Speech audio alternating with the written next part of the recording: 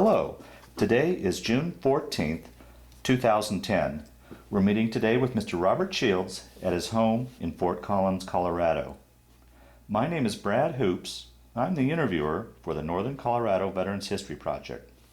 Welcome, Bob, and thanks for sitting down to tell your story today. Let's start out, if we could. Tell us a little bit about yourself, your date of birth, where you were born, and a little bit about your family. Well, I was born in Murray, Iowa. Well, no, not really. And Nebraska, North Platte, Nebraska. My folks farmed out in this country then. And when I was 7 days old, my brother, 5 years older than me, died.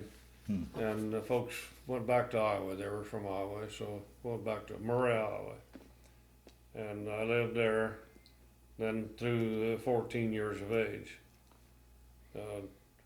At 14, well then, when I was in Iowa, first time I heard Ronald Reagan. Oh, is that right? He was radio announcer at WWII Des Moines, Iowa. Uh-huh. And my folks always enjoyed hearing him for breakfast radio on, because he would talk about all of the little towns around in Iowa, different things. Uh-huh. He always had a story to Uh-huh. tell, made it interesting. And then we moved from Des Moines to Unionville, Missouri, and I stayed there through high school, till I joined the service. Mm-hmm. I was born 7/14/21.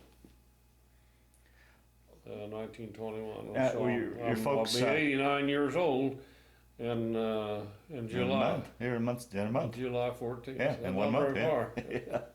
Now, so your folks farmed then? My dad had trucks. Trucks, okay. Yeah, he hauled livestock. Now, let me ask you, during this time period, before we actually get into your military experience, another historical era or period, do you have much memory of the Great Depression? Did it affect your dad and your family? Sure, I remember it very well. I went to bed hungry a lot of times. And I can remember, we don't know what a depression is in the United States. Yeah. Nothing. We don't have one. We've never had one. But $1 a day was a wage for a man. $1. If he could find something to do, find a job. Couldn't even find one a lot of times. And here in Fort Collins at that time, I've talked to farmers, the German people that came in here, and they would walk from here to Windsor to see if they could get on the beet dump down there. Walk all the way down there, Wow. get up before daylight, walk down there, and couldn't get on, and then walk back after night. And that's the way it was in Iowa, same way, same way. And my dad had those trucks, and they lost them. The bank took everything, just wiped us out. And it caused him, he became an alcoholic then, and that was bad. Now, along with your brother that you lost, did you have any other siblings? Pardon? Along with the older brother that you lost, did you have any other siblings? I had a younger brother, 4 years younger than me, and then a sister, 2 years younger than him. Okay. And I had an older sister, a year older than me. Okay. Yeah, there was 4 of us. Yeah. 5 with the one that passed away. Yeah. But my mother had cancer. When we lived in Iowa, she had cancer. Oh, boy. And she had cancer for several years, and it was bad. And with an alcoholic dad, so then when we got to Missouri, I went to high school there, and I was a fighter. I used to didn't make any difference how old they were or how big they were, I'd whip them. And when I moved to Missouri, I made up my mind I wasn't going to fight. And that was hard to do, break those habits, but I did. Because when I lived in Iowa, we'd go to the county fairs, and they would always, you could make a little money by boxing. And that's the way I always made my spending money. So, but anyway, in Missouri, I did real good in school. I worked while I was going to school all the time. Then at the end of my 16th year, I dropped out of high school and worked for 2 years putting groceries on the table. It got so bad that I went back and finished school. And then when I finished school, I was 20 years old, and run right out of high school into the military. In January, I went into military. Now, as we were talking earlier, this is January of 42. 42, yeah. Right after Pearl Harbor, then. Yes. Yeah. Yeah. Now, do you remember where you were and what you were thinking when you heard about Pearl Harbor? Well, I already knew that the Japs were going to do something to us because my dad, he had mental telepathy, and I have it too. I can tell you things. Yeah.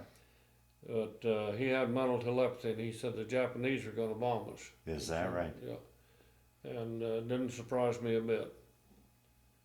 He had his trucks and he hauled junk iron into Quincy, Illinois. And he said the Jewish individual that bought all the junk iron told him, he said, well, Bill, he said, you're buying this, you're bringing this in, and we're buying this for the Japanese. He said, that's where it's going to be. And they all knew what was going on. Mm-hmm. Mm-hmm. But here we have this illustrious Democrat sitting here, and American people 50 pounds overweight, sitting and too damn lazy to get off their backside and help her do a damn thing. And the luckiest thing that's ever happened in the United States was when the Japs bombed Pearl Harbor. Yeah. If they'd have waited 6 or 8 or 9 months, it'd have been too late. Because Adolf Hitler would have had the jet aircraft engine and he'd have had the atomic bomb. Mm. And with that, what do you think he would have done? Yeah, right. It would have been terrible. Right. Best thing that ever happened to us. Right. So, I went in January, right after World War II, January the 7th, I think it was, something like that. And signed up. What branch of the service did you? I signed up for Air Force. I went to Des Moines, Iowa, and it was an infantry base because there wasn't any Air Force places close to enlist. And I enlisted there. Now, you enlisted with the hopes of becoming a pilot, or why did you choose that branch of the service? I wanted to be a pilot. Yeah. Okay. Okay. Yeah. And when I took all of my tests, I did too good on that. I wiped the test out. I had a 134, which wasn't too bad then, right out of high school. Yeah. And when you think of the fact that I worked 40 and 50 hours a week while I was going to school, even after I went back in, and still did that good.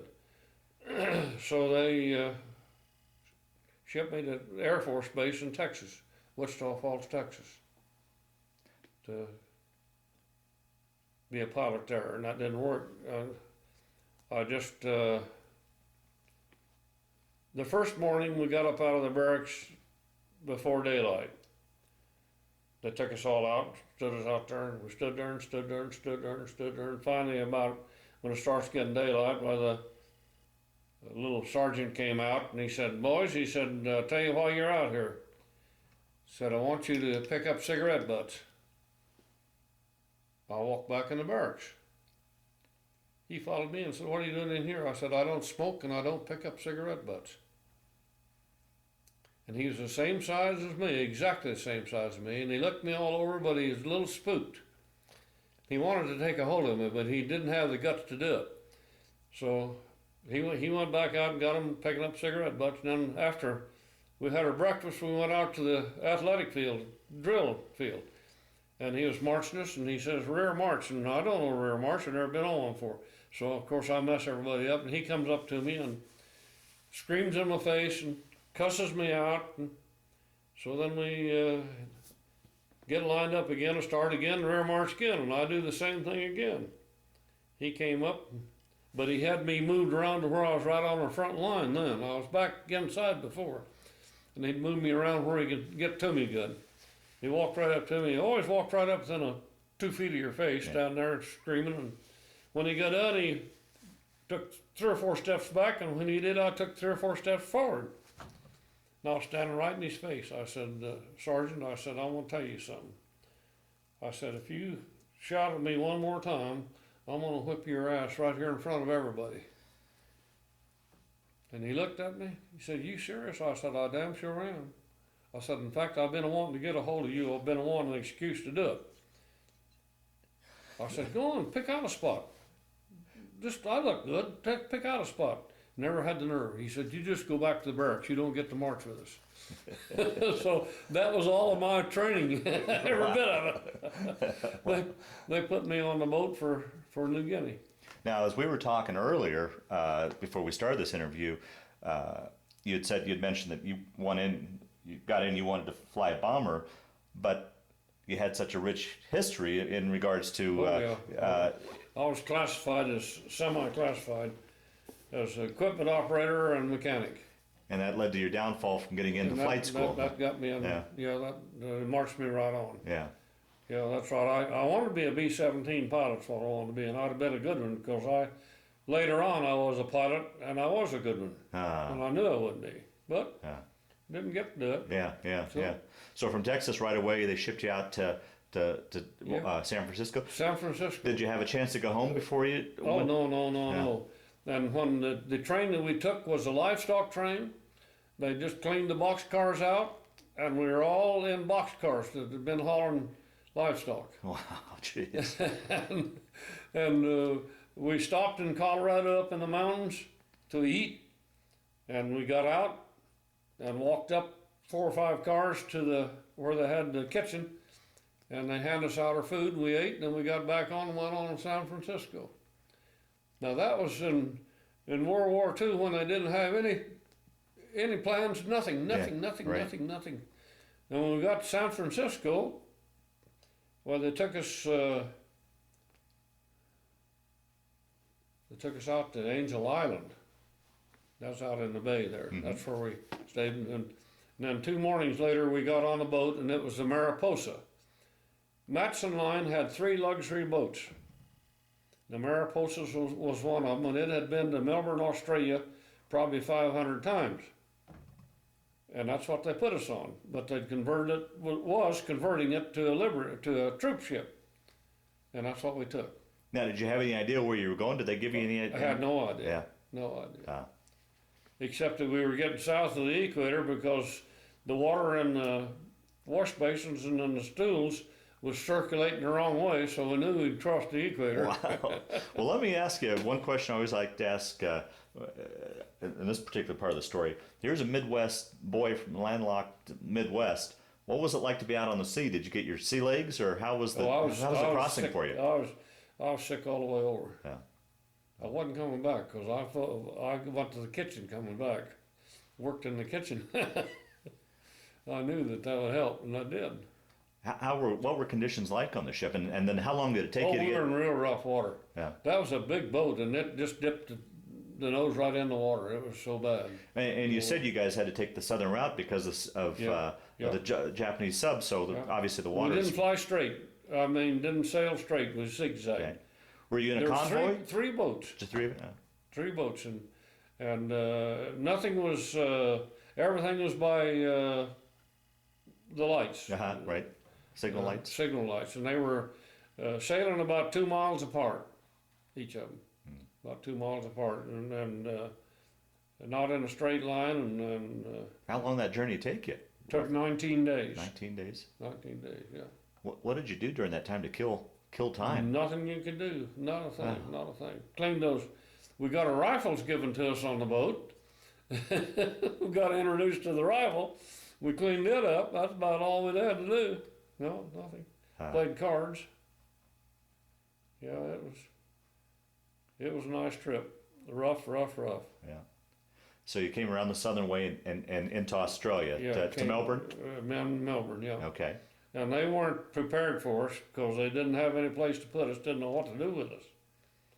And it was 3 hours before they let us off the boat. The train finally backed in, and when we got on the train and went out in the country in a cow pasture. And the thing about it, this is the most interesting thing and memorable part of that train trip. The railroad tracks were lined with people 5 and 6 deep on each side of the track for 2 or 3 miles as we went out, weeping and wailing and waving and. Is that right? See, Australia had nothing. They had nothing. They had absolutely nothing. What boats they had, they sent over for England, and all the personnel was in England. 17 years of age was all in England. They'd been over there 3 or 4 years fighting, and there was nothing there. And they had the Japanese knocking on their door. Japanese bombing the north end of it, knocking at the door, you bet. And when we went in, they thought, well, maybe that would help. So it was bad. Wow. Wow. Yeah. So take your story now from that pasture. Oh, that pasture was what it was. We got off the train. That was the end of the line, and we carried everything we had with us, and we walked across a cow pasture, probably as a quarter section, would be a half mile, and got into the next section of grass, and there were some army barracks there. There's about half a dozen of them. They set up off the ground about 4 feet high, and they were 100 years old at the day they were. They had a bunch of army cots in there, and that was where we were going to stay. And we hadn't been there but about 2 hours, and here came a wagon, teaming horses and pulling a wagon. And as it came by us, I could see something in the box. And I walked out there to see what it was, and it was loaves of bread. They were bringing us our bread. Took it down to one of the other cabins that they were having for a kitchen, and that's the way they did. And we were there about 7 days, and they took me and a few of them into Melbourne, Australia, into the Melbourne Cricket Ground. And that was the largest athletic place in the world. It had 84,000 seating capacity. And we went in there, and we were up in the bleachers way up high, and it was cold. It was cold. So we were up there about 2 weeks up on that. It was real cold, and then they moved us down underneath. Underneath the bleachers, they had where you could drive trucks all the way around it. And on each side of that driveway were rooms for the equipment and stuff, and the athletics, and the Ponies and everybody in showers and all, yeah. And that's where we were. We were there for 3 months in Melbourne, in the cricket ground. And we set up a little motor pool right in the end of it. We had 2 Jeeps, 3 or 4 trucks, and that was it. And they called it Camp Murphy. And we didn't know anybody, and nobody knew us, nothing, just. And then after, there was several other men came in, and I drove a truck and would take them out along the seacoast to shoot their rifles. And that's where I learned to shoot my rifle. Got my rifle out, and they taught me how to use it and shoot my rifle. I'd never had a shell in it or anything before, had never seen it before I got on a boat. So that was an interesting thing.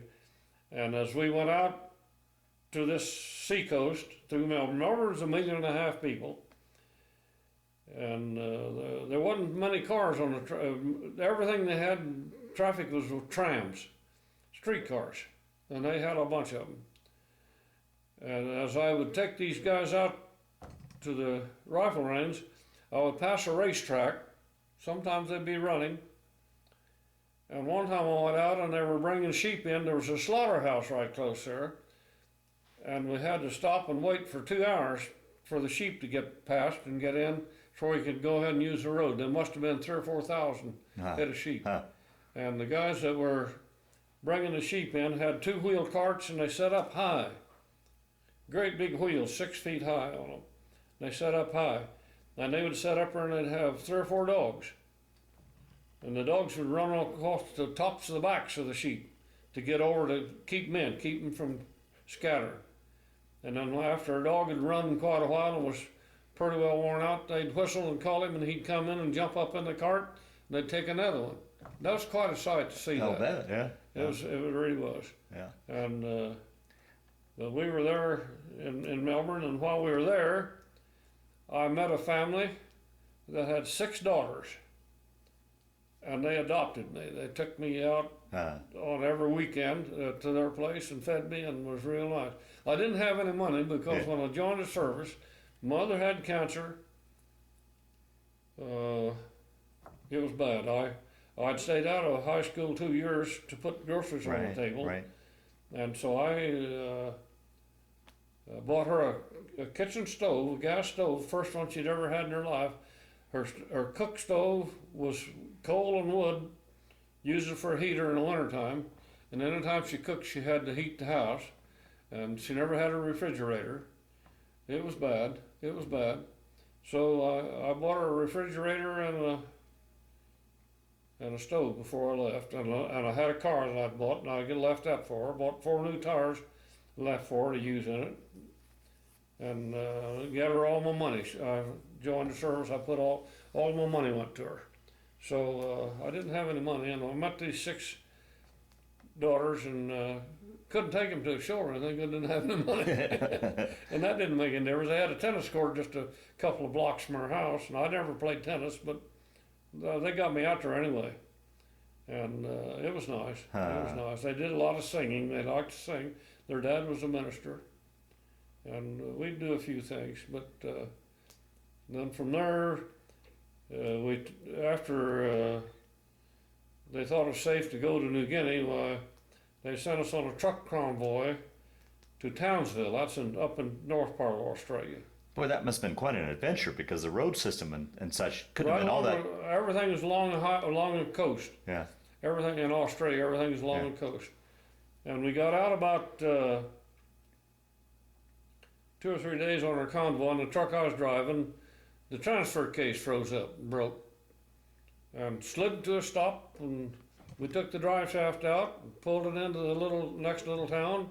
That was Newcastle. And they had a military base there, a small one.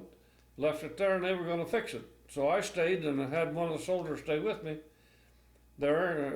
We were going to bring it when they got it fixed. I knew they never would fix it, but that's all right. We were staying and having a good time. And after 2 weeks, an Australian officer came to the hotel where we were and told us that our fun time was over with. Just get on a train and go, and I did.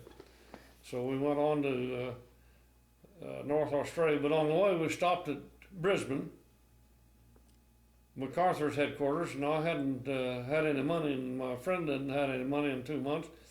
And we went over to the 4-story building where MacArthur was to get our pay. And there's 2 elevators. And one elevator says private, and the other one was on the 2nd floor, 3rd floor, 4th floor, back and forth. We were there 45 minutes and it never did come down, so we couldn't go. So I punched the button on the other one and took it, and it stopped at the 2nd floor. And when the door opened, there stood General MacArthur. I could have touched him. I'll be darned. Had his pipe smoking, and he didn't look around. And I punched the button and closed the door before it even got completely open. And we went, and I punched number 4 so that they wouldn't know where we were going. And we went to number 4 and got off and walked back down to number 2 to the pay station, or number 3 at the pay station, and got our money and left and got out of there. But we stayed all night in Brisbane, and the next morning we took the train then on up to Townsville, and it was a narrow gauge railroad. The one we were on, the different widths, and when you'd get to the state line, you'd get off of that train and get on another one because it was a different gauge. Uh-huh. And we had to change trains once. I don't know whether that way or not. They're probably all the same gauge all now. But anyway, at that time they were that way. And it got to Townsville, and it's about 250 population. Wow. And I said, well, where's the soldiers? We didn't have anybody in charge of us, nobody with us or anything. I said, where are the soldiers? He said, well, they're out there in their camp, cow pasture. And that was about a little over half a mile from where we were. So we went out there, and there they were in those old tents in that 115-degree weather and 2 foot of grass. They'd been there 2 weeks while we were down there having our fun. So I kidding the guys. I said, what are you doing? We haven't been doing anything. I said, well, gosh, they got a lot of kangaroo around here. Why don't you go kangaroo hunting? What? I said, we'll go in the morning. And I got 6 of them agreed to go with me. So I went down to the kitchen. There was another tent. And I said, I need lunch sacks for 7 people. And they said, we'll have them in the morning. I went down and got them. Then we went kangaroo hunting. And those kangaroo are in that tall kunai grass. It was about 5 feet tall. And it was a season when they were breeding and they had the youngs. And you could walk right past one within 5 feet of one and it wouldn't jump up. But after you got past it, it would jump up. And when it would jump up, they'd go about 15 feet high and go about 40 foot to the hop. And as they'd go like hopping, every time they'd come up, it'd go brrrr. Those M1 rifles, everybody had their M1 rifle when they were shooting. And there was about 15 in that first bunch. Each one of them have about 15. And brrrr, we shot a lot of them, I'll tell you. And the kangaroo were killing their crops. So they have a lot of problems with kangaroos, so it wasn't bad. But we stayed out until about 5 o'clock.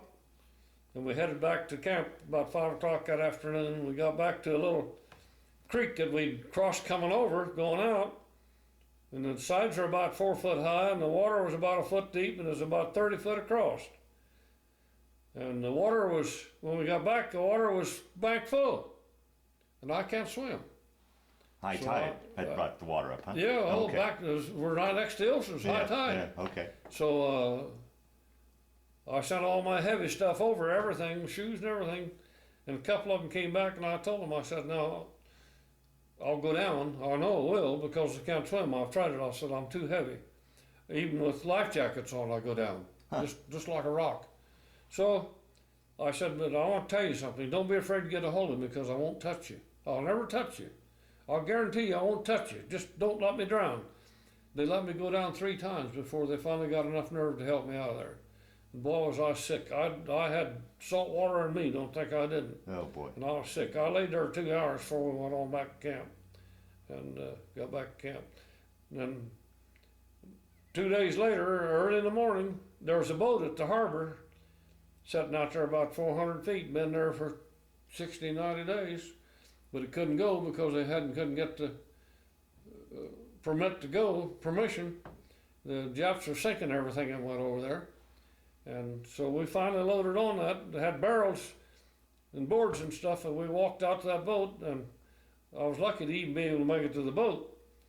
We got on a boat, and then the ocean was just as smooth as glass, and the moon was so bright that you could see, I could see snakes 20 foot long, that long, Wow. swimming in the water. It was a sight. And the second morning, about 2 o'clock in the morning, a real loud bang, and the boat shook so hard that the trucks and the men that were sitting on the trucks are tied down with big heavy log chains big as my thumb, and the men were underneath them and in them, sleeping there, and it took all of that out, wiped that out, took it right out through the steel cables and everything. Went overboard? It sort of went overboard. What happened? We had another, this was a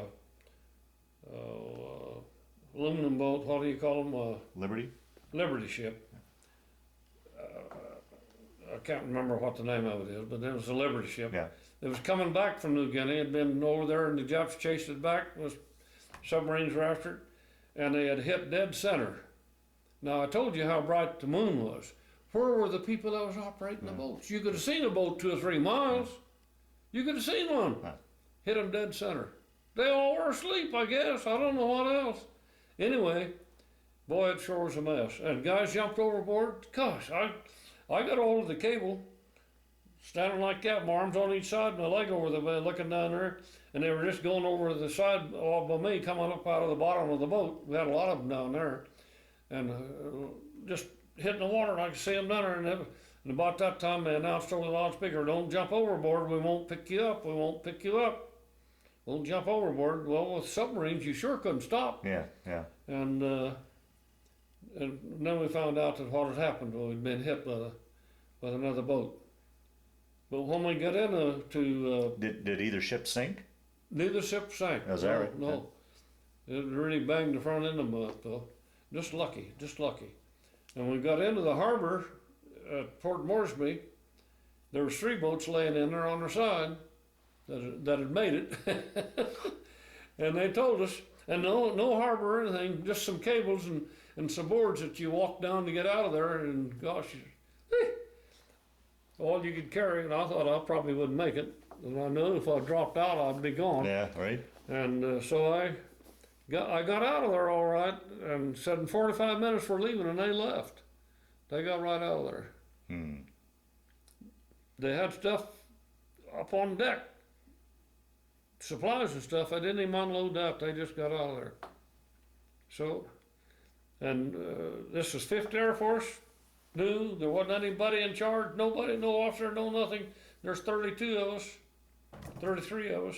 We just walked back up on the hillside, just like foothills. Walked up there quite a ways and to an empty building and went in there, and there was full of army cots, but nobody, no personnel.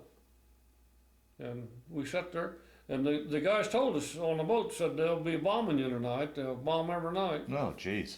And sure enough, they did. But we got in there, we'd been there about 30 minutes, and an Australian soldier walked in and said, "Hi, Yanks," said, "you guys gonna stay here, are you?" And, well, I guess so. That's the only place we know right now. We don't have any personnel. We don't know anybody. We don't know where we're supposed to be. Now, were you being sent ahead of everybody else to set up the camp, or what? Yeah, we were sent up there, but they don't know who's up there to greet us or take care of us, or what anybody up there. Huh.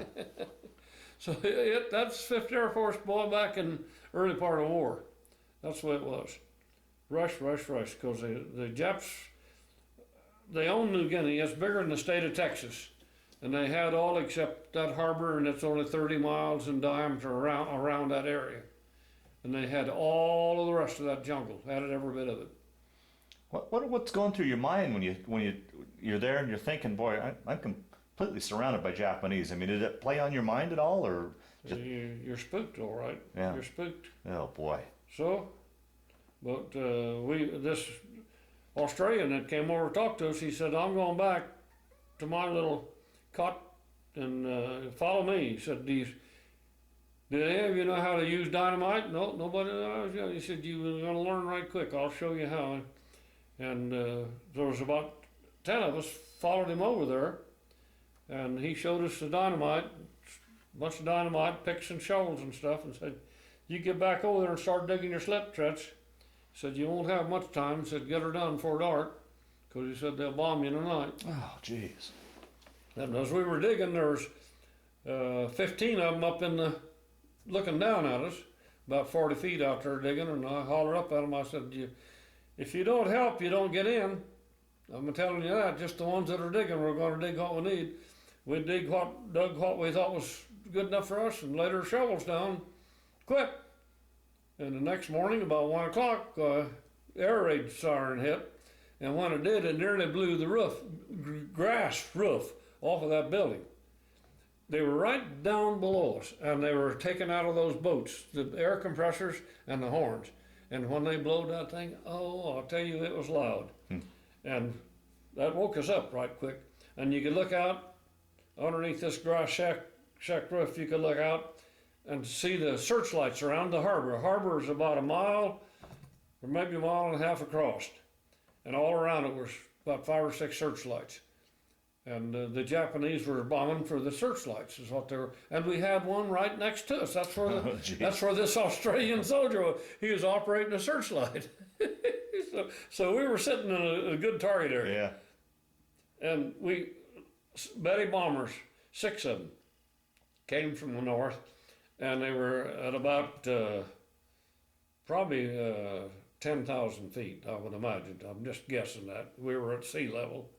We could see the bomb bay doors open, and they never had any paint on their airplanes at all. They were silver, just real bright silver dollars. See the bomb bay doors open, you could see the bombs drop out, and you could hear them. They go, whoosh, whoosh, whoosh, whoosh, whoosh. And boy, I'll tell you, the guys bailed out. They got down there and got in their slip trench, and the ones that didn't have it couldn't get in. I don't know what they did. They were standing around, and so we got, after it was all over with, we had some 90 millimeter ACAC guns. They were shooting at them. You could see the shells explode. They wasn't hitting anything. So then we went back and got back in our bunk, and about 45 minutes later, here came another wave. Same thing.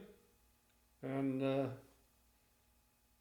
So nothing. They were dropping the bombs, but they're trying to hit the searchlights, but they wasn't dropping for ours. So then we got back up, and the third time they came and looked out, and they were closer this time before they started dropping their bombs.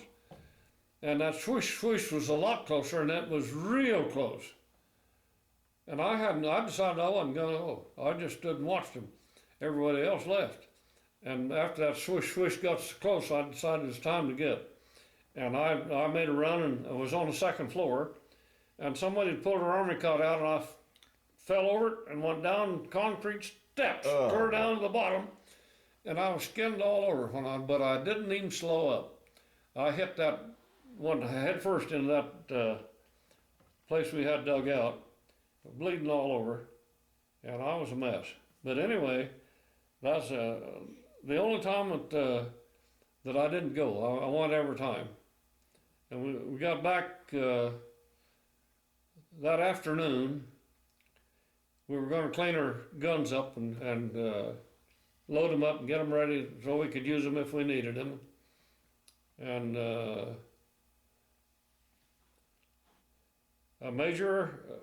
captain and a master sergeant in a Jeep drove up and parked with a little gravel driveway there and came in, visited us a little bit, and said, "We want 3 men for guard duty."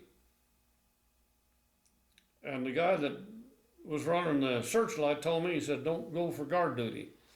He said, "Because they take you back in the jungle just before daylight, and they come at 2 o'clock in the morning and change."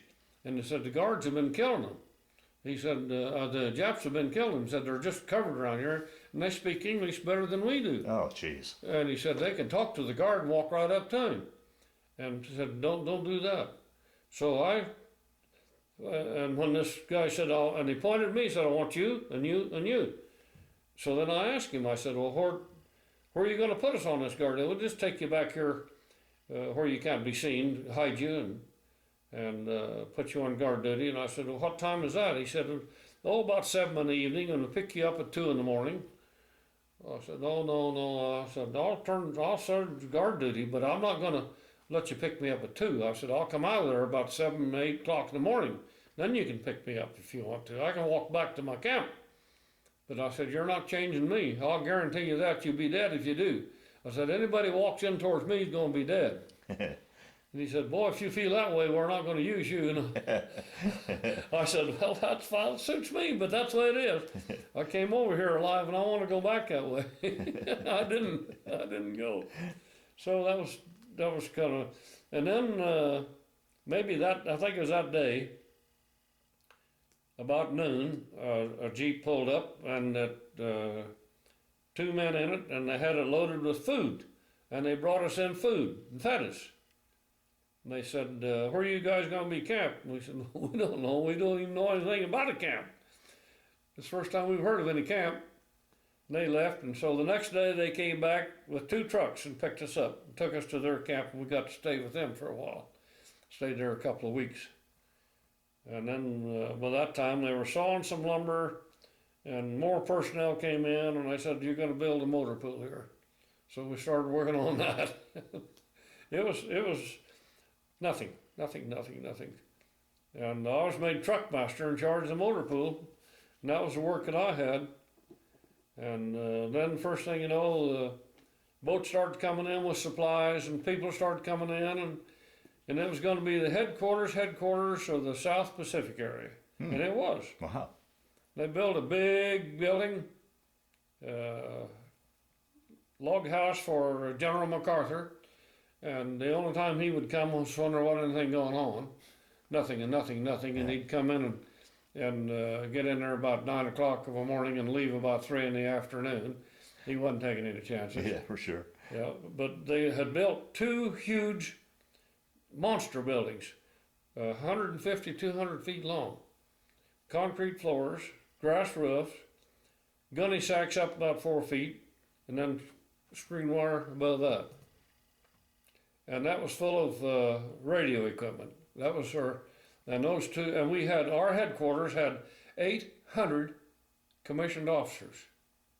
They were scattered around, wasn't all of them right in our place. We had about 4 of them in there, 100 of them on our base right there, and 1,200 enlisted men. Wow.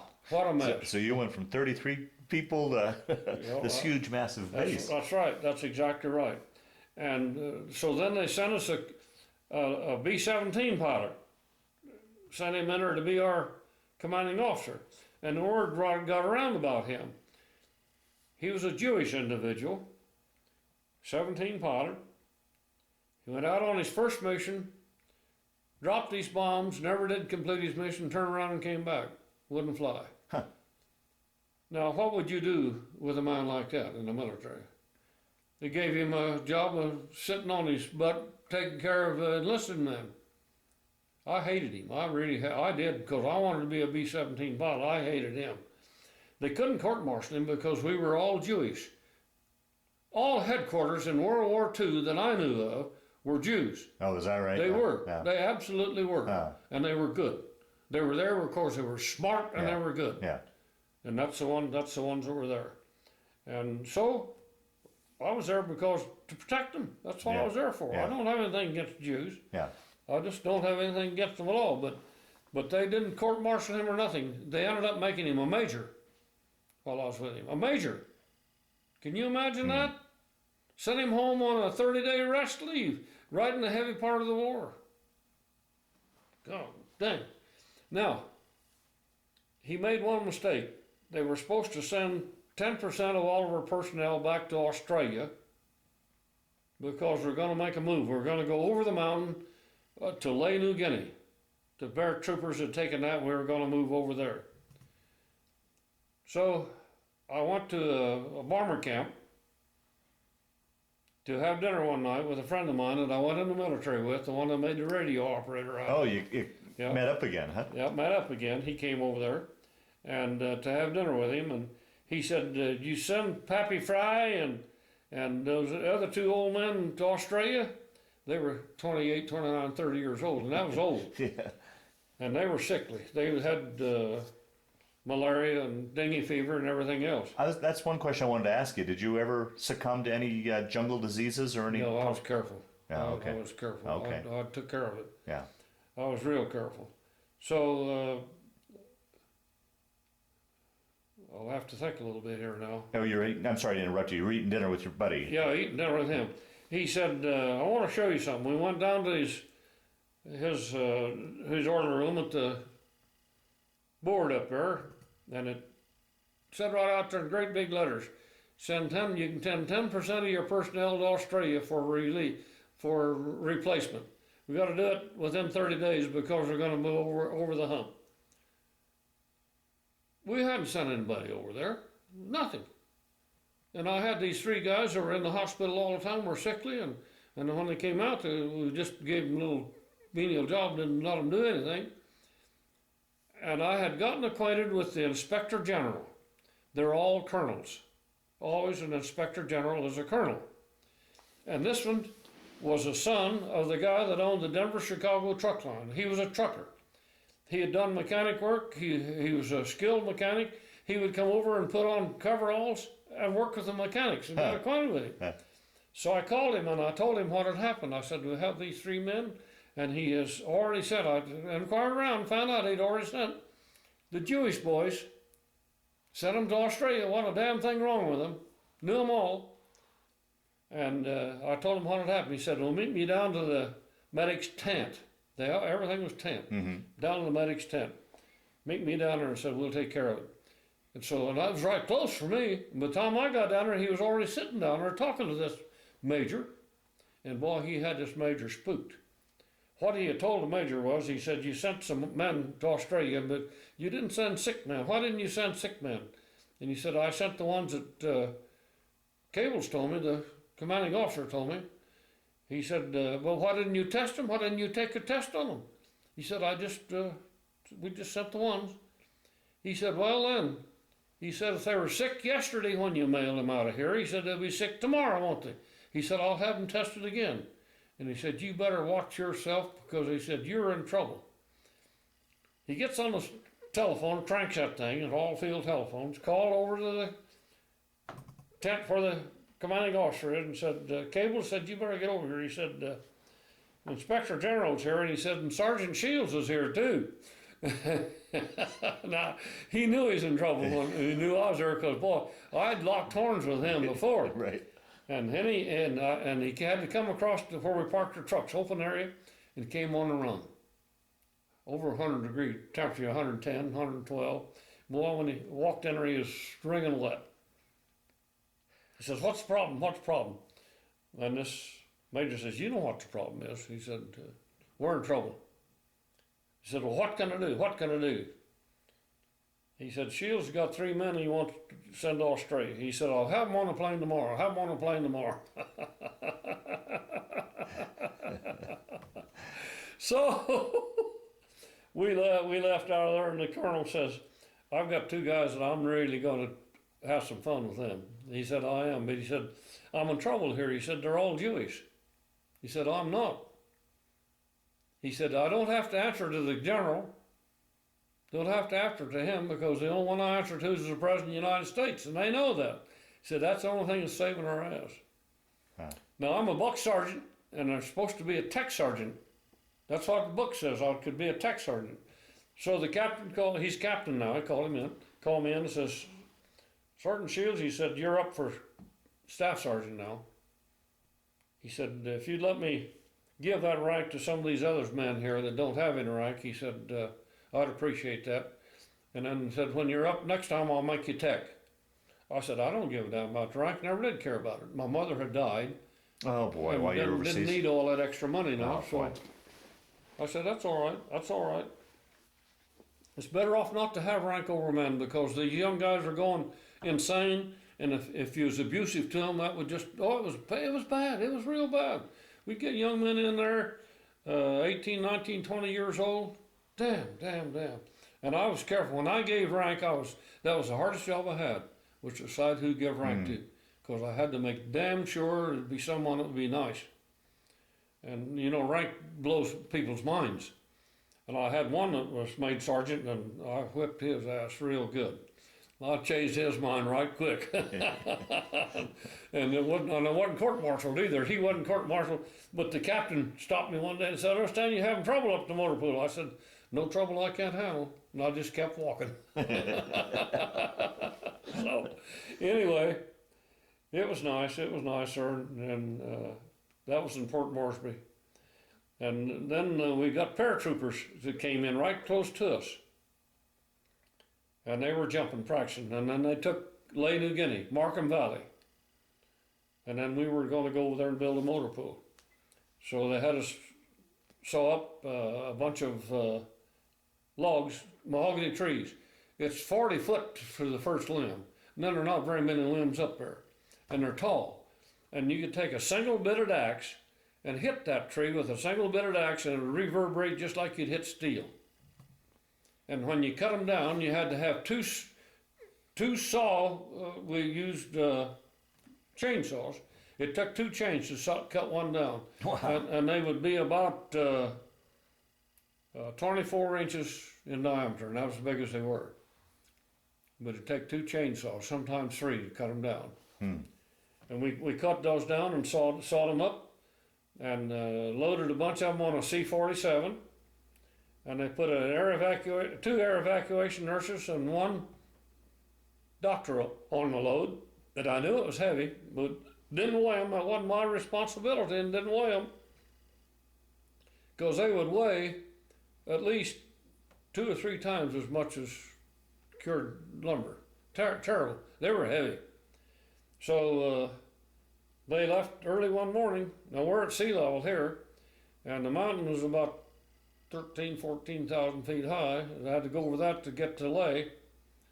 They left, and we never heard of them since. Oh boy.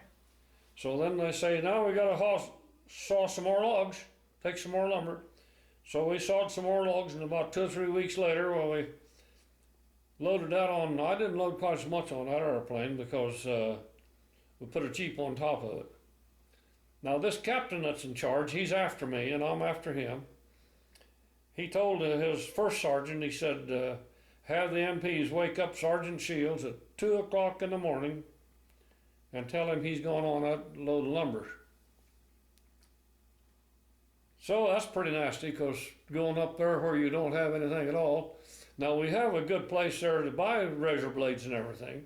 We also have a Coke machine that we just put in, and was supposed to be, that day it was supposed to be the first day that we'd get any Coke, and it'd open at 6 in the evening. And this was about 2 in the afternoon when this sergeant told me this. So I went down there, and it was made out of steel matting, welded together, covered with a tent.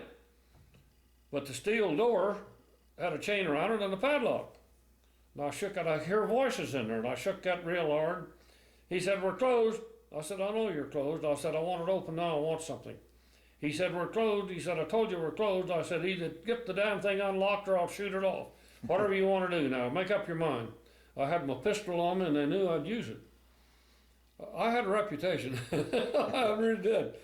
And I could hear the tin cans flicking in there, and I could hear the captain and the lieutenant voices. And I knew they were in there. The sergeant hesitated, and finally he came. I said, "I'll go back to motor pool and get,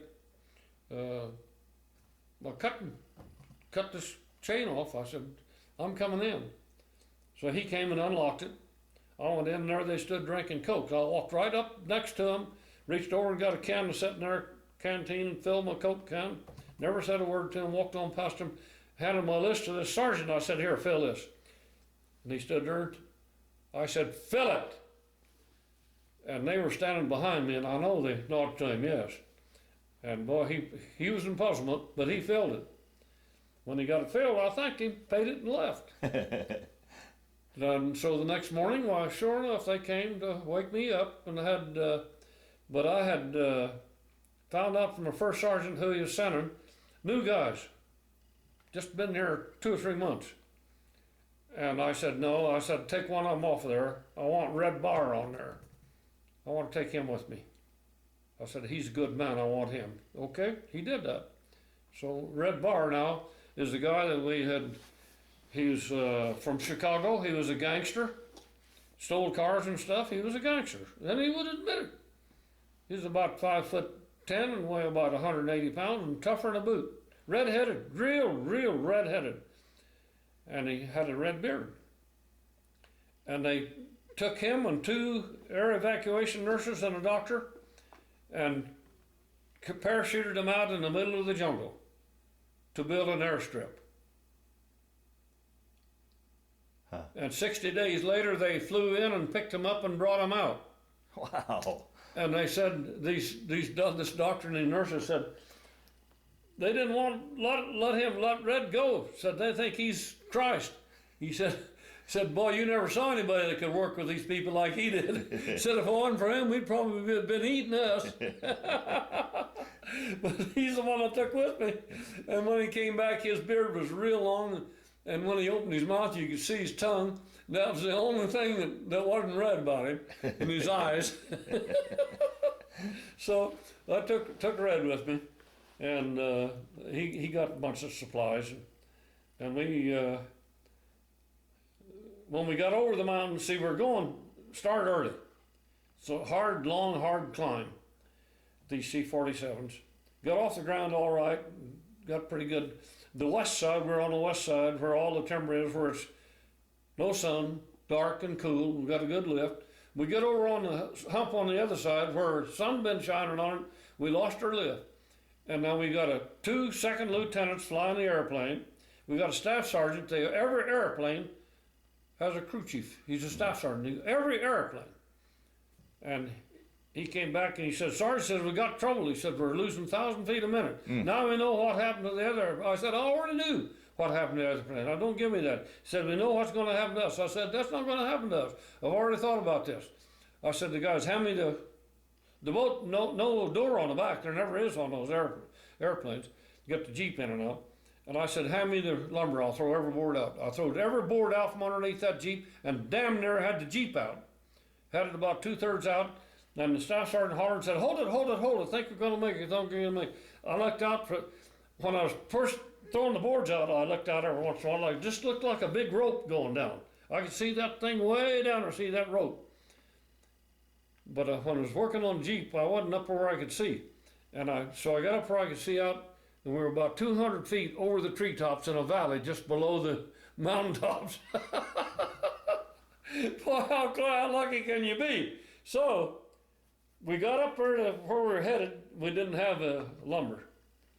And we landed on this dirt strip. They were building strips. The engineers were in there building dirt strips. And this Jeep hanging out the back. And we got the end of the runway. They didn't turn around or anything. They just parked it. And by the time we got parked, there's a Jeep and a captain and another man or two in it. And I'm looking out at them. And they said, "What in the world are you doing with that Jeep like that?" I said, "We're sent down here to build a motor pool, and I've got 6 guys with me, and they're so damned eager to go to work." I said they couldn't wait. And he laughed and he said, "That's a good story." He said, "I'll go get a record." I said, "I wish you would." So he went and got a record, and they came back and picked it up and set it out of there. And they said, "Now, you guys better camp with us." He said, "We're on top of the hill up here. We got a little plateau." He said, "You don't have any place to camp, nobody with you or anything." And I said, "Well, let's go take a look." And as we were heading up to his place, right on the left, a little flat place in that Markham Valley in the bottom, kunai grass 5 feet high. He said, "There's where you're going to build your motor pool right there." I said, "We are?" And there's 2 trees right out in the middle of that area. 2 good-sized trees, shade trees. I thought, well, that's a pretty good place. And we get up on top, and here they are. They got it all cleaned off, and it's about 10 acres. And they got their tents and everything, mess hall, everything, machine gun nest. So I said, "Well, when we get that Jeep out of there, I want to come up here and pick up a tent. I want 2 tents. I want a 6-man primal, and I want a 2-man officer tent. And some cots." He said, "Why?" I said, "I'm going to build my tent, my cot down there underneath those trees." He said, "That's dangerous." He said, "They got Japs around here." He said, "I'm telling you that you don't want to do that." I said, "Well, we'll do it." I said, "We're not afraid of them." He said, "That's a mistake." So we took our machetes and we cut that kunai grass out and drove down to those tents, cut a bunch out around there, set the tents up. The 2-man tent was red bars in mine. And the other 5 men had the 6-man primal. And we ate up at their mess hall. Now then, we set up those tents, stayed overnight. The next morning, the next evening, we're out there cleaning grass off where we're going to set up everything. We're getting ready to cut a bunch of timber and stuff. We hadn't got around to that yet. And a Zero came over the trees, right over the top of them. And our tent flap just went like this. I'm telling you. Wow. They didn't miss those trees more than 6 or 8 feet. Went down to the airstrip where they were building the runways. Ooh, climbs up, turns, and came right back over our tree and out. Wow. There's a stream bed that goes back through the mountains and a real deep cut through there, and he would come in there where they couldn't pick him up. Oh boy, we're lucky he didn't even shoot at us. So we got to working on our lumber, cutting tree down, getting them in. They loaned us all the equipment we needed. And about the guys that were building those strips, they were told me, they said, "We got trouble now since they've been coming in here and strafing." He said, "We can't get anybody that wants to operate anything except, you know what? Could you guess what? The rollers. If see the airplane coming and everything, yeah. they jump down behind the roller because it's half-inch thick steel full of water." And he said they have to draw straws to see who gets to run the rollers. But he said we're more careful now. He said we're a lot more careful. He said we haven't been having too much trouble. We got machine guns sitting down there now, several of them. And so then, about a week of going up to the mess hall, my Jeep doesn't. I have that windshield down, no top on it. That's for safety because we can hear them and see them. Mm-hmm. Now there's 7 of us with all of our rifles and ammunition riding on that all the time whenever we go anyplace, going up to the mess hall. We have to climb up, and it's about 800 feet higher than where we are, up where we're going. Pretty steep, quite an incline. It's about a half a mile from where our tent is. And we get up there, and we get up on top, and the mess hall's over there about 50 feet. And I pull up there, and stop about 40 feet from the door, and turned the motor off. And just as soon as I turned the motor off, I heard a zero. I looked up, and it was just flying around us, about 400 feet high, out there about 400 feet from us. Got his cowling back, real steep bank, about looked like 30 or 40 degree flaps, flying real slow, looking right down at us. And as I look at him, here's a machine gun nest right in front of me. I see the two of them, nobody in them. They're all in the mess, all eating. Right at lunchtime. See, he knows that. Yeah. But he recognized us. He knows us. He could see us coming up, or he knew who we were. He never fired a shot. Huh. And just as soon as I saw him, I turned the switch on, started the Jeep up, and had the bumper up against the door before they could get out. And I kept them in there. Here's the captain and 2 or 3 others cussing me, going to court-martial me. Here's my 6 guys lined up with their rifles standing there. You're not coming out. You're not coming out. You all get killed. You're not coming out. And while we're standing there talking, giving them hell, he circled around and came back again. Just like that, looked right down on us and waved and went out. Boy, oh boy, oh boy. I didn't get court-martialed. I got a letter thanking me. Wow. Boy, mental telepathy. God damn, I saved a lot of people. I saved the people on that airplane. I saved those guys. I saved others too. Mental telepathy. I just had it. And I never had to think about anything. Never had to think about anything. It was all there, right there. Wow. Wow. Just amazing. Just amazing. That made me a good pilot when I finally learned after I got back. See, they run out of qualified men to fly the bombers. They want good men. So they said, we'll send them overseas guys back. Someone's had some training and personnel. So they said they're going to send back a couple hundred. They took over 10,000 men took the test. I took it too.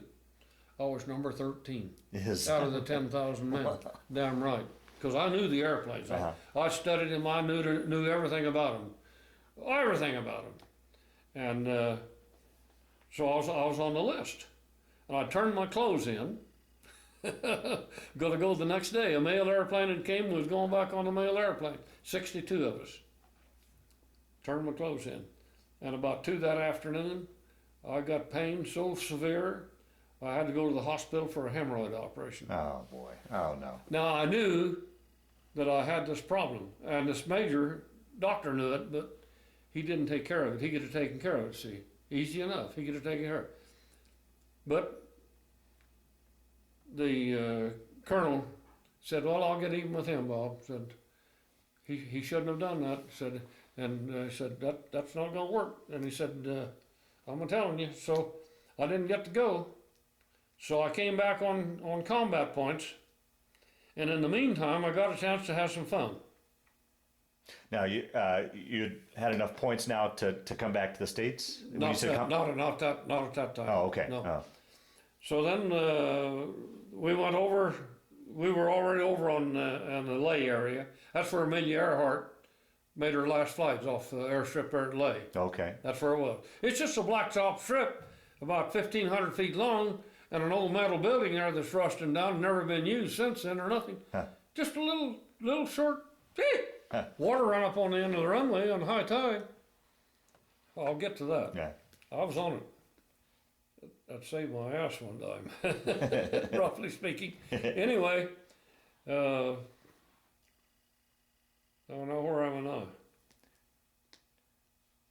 I'm there. And finally our outfit came in. And we got more personnel and got these buildings built for them.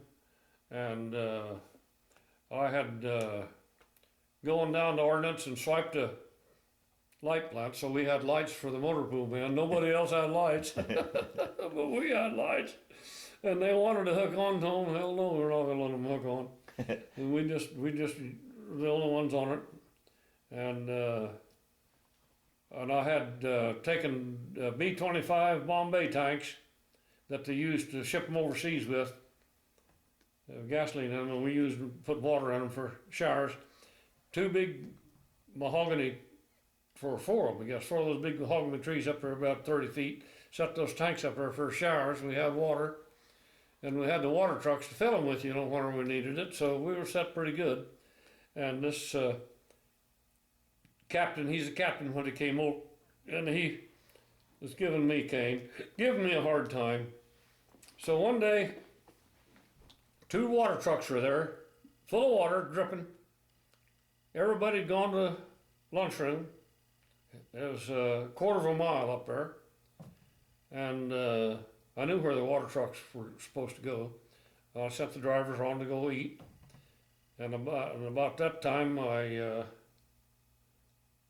Cable's called, and he said, and I stayed and answered the phone. He said, Sergeant said, where in the hell's my water? Well, I said, I guess it's right here. I said, here's 2 water trucks right here. He said, not damn them. He said, I'm going to lunch. And he said, when I get back, he said, there better be water in my shower. Now, he had 2 tents put together, set up on 6-foot high stilts. And then above that, he had 2 Bombay water tanks, hold 600 gallon, 300 each, sitting up there. He said, I want water in them. So when a couple of the drivers got back, I said, come on, we've got a job. I put one of them in a water truck, one in me in one. We went up there, and I knew it was way too much water for his tank, see. We put one in each tank, turned them on, went to mess hall. God damn, I'll tell you, you think I can't fix that son of a buck. Damn, it was where they were sitting, he had water every place, in his bunk, all over his stationaries, everything, just a mess. And he was calling, looking for me, and had gone to the mess hall. Finally got a hold of me. Said, who in the hell took that water up there? Well, I said, I don't know, you got water up there now? Got water up there now? I sure do. He said, it's a terrible mess. He said, I want to know who drove those trucks. Well, I said, we'll just have to inquire, we'll find out. Of course, he never did find out who drove the trucks, and I never did find out either. But I got even with him pretty good. and about 2 weeks after that, he was going to go to air evacuation nurse, had a date, and he's a married man with children, but he had a date. And he went to the motor pool to check out a Jeep. We had 35 of them. Now see, we got all these commissioned officers. They can drive the Jeeps. And I had my dispatchers, and it was a rule that I had, and I said, don't ever let anybody come get a Jeep if they are not on the list, and you take them as they sign. Write their names down, and you better keep them straight.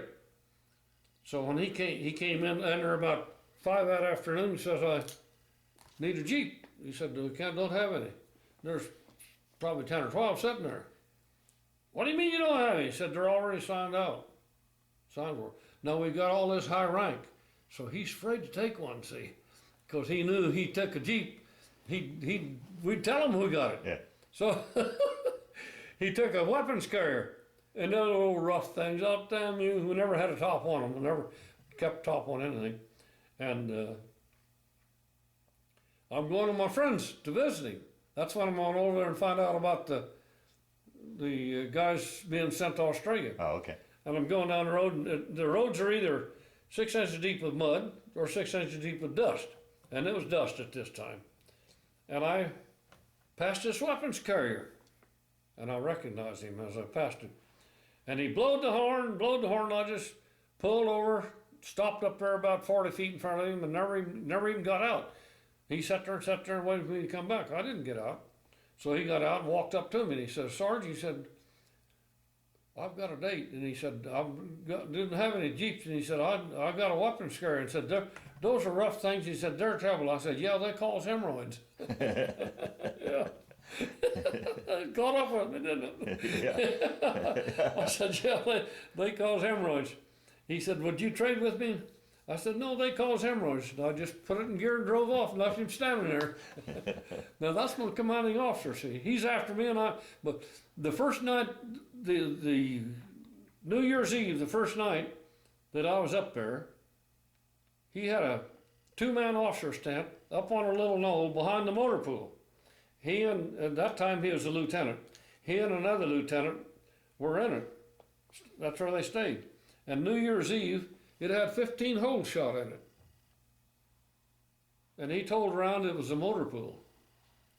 And when I heard that, it just infuriated me because I knew that it wasn't a damn rifle shot out of that motor pool. I was in charge there. Yeah. And I mean, I was in charge. And I knew. And I never even heard the shots. It had to be quite a ways from us. So I'd heard that it was about 4 or 5 days. Well, he was gone 3 days before he came back from someplace. She finally showed up. And he started telling around his motor pool. Well, our mess halls were end of our truck lot area down there. And sometimes he would come and eat with the men, walk in there. So if he had to have something that he thought might be decent. And so I was watching for him, and here he leaves his officer's tent, where he, staff sergeant, everybody is, his desk. And so I bail out of there, and I catch him before he gets in the tent, in the officer's mess. Well, I says, Lieutenant, I want to talk to you. I said, I understand you've been telling around that somebody's motor pool shot holes in your officer, in your tent. He said, yeah, I think that's who did it. I said, it's a goddamn lie. I said, there's not a rifle shot in that motor pool. I'm telling you, and I know for sure, and you better not tell it again. And I'm gonna tell you, he dried it up too. He never said another damn word. So, now this goes on. And when I tell it in front of people that got ranking in the military, they think I'm full of bull crap. But it's a fact if ever I told it. I've told it 1,000 times, and anybody that heard it 1,000 times, it's the same every time because it's the truth. Yeah. So then I cut some mahogany trees, 2, set them in the ground on the hillside because I have trouble getting batteries. If you want to grease a truck and change oil on it, the driver bring it in, have him park it up on the hillside so when the guy that's going to work on it can let it roll down there on there and do his work. But I had it all done except I didn't put the blocks across the front. We didn't have that done yet. And we had 2 old DeSoto Chrysler-made staff cars that we'd stolen in Australia and brought over. The ones that you see in the picture. Yeah.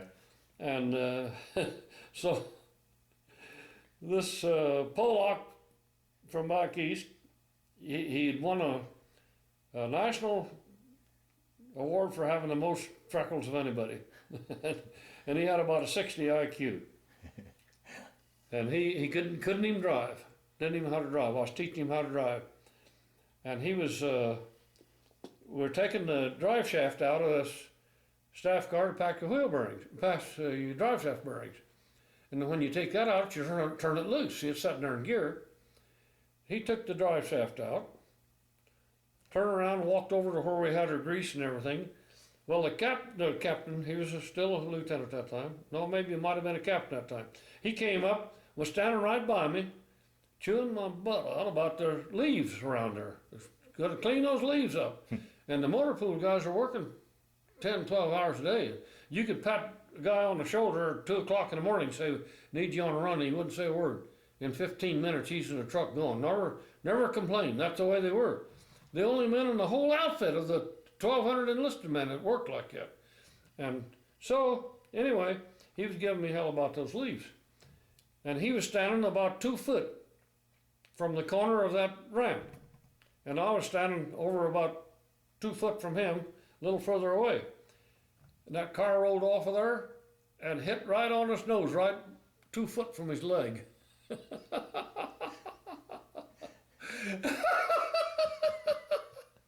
He jumped straight up and cussed and says, the goddamn motor pool, he said, you SOBs, he said, I'll get after you, you do what? And the motor pool, he was walking right by the shop as he went back, and there's 5 or 6 in there laughing and everybody. But I'm telling you, he never court-martialed or never said a goddamn word because he knew better.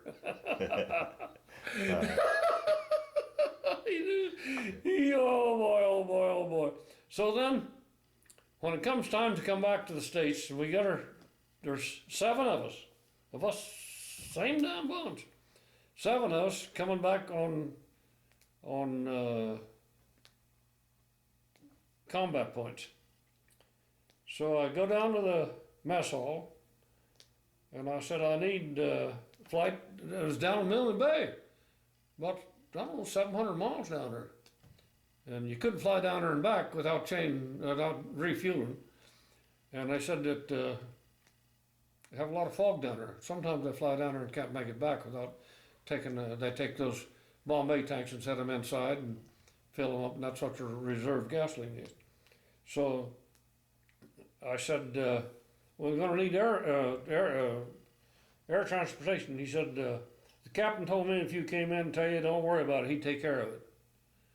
So hell, a week later, they say that boat that's sitting down there is about ready to leave. He said, you want to get down there? So here we are, 7 days later. I go back to mess hall. I said, what in the hell's going on? I said, where in the hell's Captain Cables?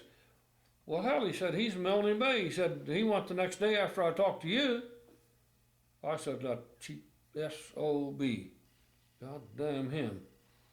So I tell my guys, we get a truck, take a truck out to the airstrip, and there's a mail truck there that's getting ready to leave, C-47, flown by 2 Australian pilots, loaded with mail.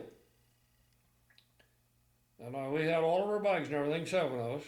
It would be about 1,500 pounds, at least, that much. And they wouldn't let us on. Said, you got to come back tomorrow, and we'll make room for you. Now, we're right at the little tent that they have there, or whatever you call them, grass shack there, in the center length of the runway. We're just halfway down the runway, sitting off to the side. And that airplane came by, and there was a rough spot in the runway right there. And when it hit that rough spot, the right landing gear collapsed, went down. And when it went down, that pilot was sharp enough and good enough, he dropped the left one. Now those C-47s, when you retract the gears, they come up, but the tires stay down about 10 inches below, and you got that in the tail wheel. So all it hits is the props, knocks the props off. And you can still brake it, and you can still steer it, and everything. That pilot was that good. God, was he good. Didn't let that right wing hit the ground. It was just going down, but it didn't go real fast. It wasn't going down. Yeah. So we go the next day. I said, I think, well, I sure hope we get those 2 pilots. No, we get 2 second lieutenants, Americans. So we get in there on all this baggage and everything. We get down there and it's fogged in. So we circle around there, probably 20 minutes. Can't find a hole, so they head back. Yeah. We're going back. Been going quite a while. I get up and I walk up there, and the tank's got a cap on them just about 6 inches in diameter. I take that cap off and look in there, and it's just dry as a bone. Now this staff sergeant is in charge of all of that. He's there, like I told you, goes to all the airplanes. He's standing up there talking to these second lieutenants, having a good time. I walked over there and kicked him on the backside real hard. He turned around right quick. I said, what the hell do you got that tank in here for? I said, that's just added weight. No, he said, that's got our gasoline. He said, we're just talking about getting ready to turn on. Oh, I said, you are? I said, well, take a look in there and tell me what you think. He looked in there and I thought he would have a fit. God damn. So then I walk up. Now I know we're in trouble. So I walk up and I look at the instruments, and we're flying about 1,000 feet over water. And I said to the pilot, he's there on the left, I tap him on the shoulder, I said, you're flying at 800 feet. I said, get it up to 4,000 feet. He said, I'm flying this airplane. I said, you won't be flying it very long if you don't get it up to 4,000 feet, or I'll knock your damn head off. He got it up to 4,000 feet. I said, now get it over along seacoast where we can get on. I said, there's barracudas, this water's full of it. Find along that seacoast. Now I want you to throttle back, and I want this thing to go on as little of gas as we can go. Now, that saved our lives, because we get up we don't have enough gas to get back to our camp, but we got up to Milne Bay, that runway I was telling you about, Amelia Earhart's. We make a real sharp turn, drop it on there, and don't even have gas to taxi to the end of the runway. Jeez. So see, I saved 10 guys' lives there in the airplane. God dang. Wow. Boy. Oh, now, with that mental telepathy and that brain that works like magic, we went down the next day and got on an airplane, and I made sure we got on the one with the two with the two Australians. I called out there and told them I wanted on there with them. We got in there, and it was raining, bad weather, and we were in a tent with nothing but mud, water running through it. It was a real terrible mess, but we didn't have any choice. And 2 days later, we got on the boat and left. Now, we never did see Major Cables. He's a major now, see. Never did see him. He was sleeping in a good dry place and all that good stuff, probably on the boat. So I go to the boat the first day, go down there at the kitchen. I said, I want to work in this kitchen. I want to help you. Do whatever it takes. I don't give a damn what it is, but you just mark it down. I'm going to be here. They said, well, that's all right. That's all right. So that's what I did. So I got on the third day out. The boats in the back are flat in the back, like they are in front, in the open area there. And I walked over there and looked down, and there's got all the steel runway matting, got it all steel in, big cage, great big cage, about 40 by 60 foot. And it's full of the mentally incompetent guys that are taken back to the States. And I look down there and I see one of my guys. Damn. And I saw him and I looked at him and I hollered at him. He looked up and waved. I waved and I went back to the kitchen and got a pie. And I went down and got in, gave him the pie. And I said, I'll be back every day and bring you pies. I went back the next day and he wouldn't see me. He wouldn't see me after that. Never would let me come and see him. I really hated that. That was bad. That was bad. Wow. Bad. But I talked to his wife. He got good enough that he got married. I talked to his wife. He lived in California. 20 years after that, I finally found out how to get a hold of him and talk to him. And never did get to see him. But boy, he was a nice young guy. He was nice. What happened? What caused this problem? When we were building the shop, put steel roof on it. And I always wore coveralls. In that hot weather, I always wore coveralls because it's hot. And we took blankets to sit on and stuff, you know. It was real hot up there doing that mudding. And Red and I was doing the work. And we'd been over there and we were used to it, you know. Mm-hmm. And one day, here he came up the ladder and got up and wouldn't go down. Wouldn't go down. And I just insisted. And he wouldn't go down. And hell, he stayed up there all afternoon in that real intense heat. And that evening, about 12 o'clock at night, I always slept with my face headed, my feet towards the pyramidal tent where the men were, where my face is headed that way, and Red had his head down there on the other side. And I was laying there asleep, and all at once I woke up, and I knew not to move. I had my rifle laying by my right side and my pistol by my left. And I could see the legs. The tent, that end of the tent was open, flap was open, and he was standing there with the moon shining right on him. And I could see his legs, and I could see through the tent enough that there was a body there. And I just reached over and got my foot underneath the barrel of my rifle and just was raising it up, getting it raised up. Had it up there pretty good, and about that time, he said something. And I recognized his voice. Oh, boy. And I jumped out of there right quick, and he was standing there naked as a jaybird. He didn't know nothing. He was nutter than a fruitcake. And I got him back in the tent, got him set down, out of the mosquitoes, got a mosquito net around him, and we had the Australian MPs not very far from there. And I jumped in the Jeep, went down, and they came back. And I said, now you tell him, we're going to tell him that you're from MacArthur's headquarters and he wants to see him.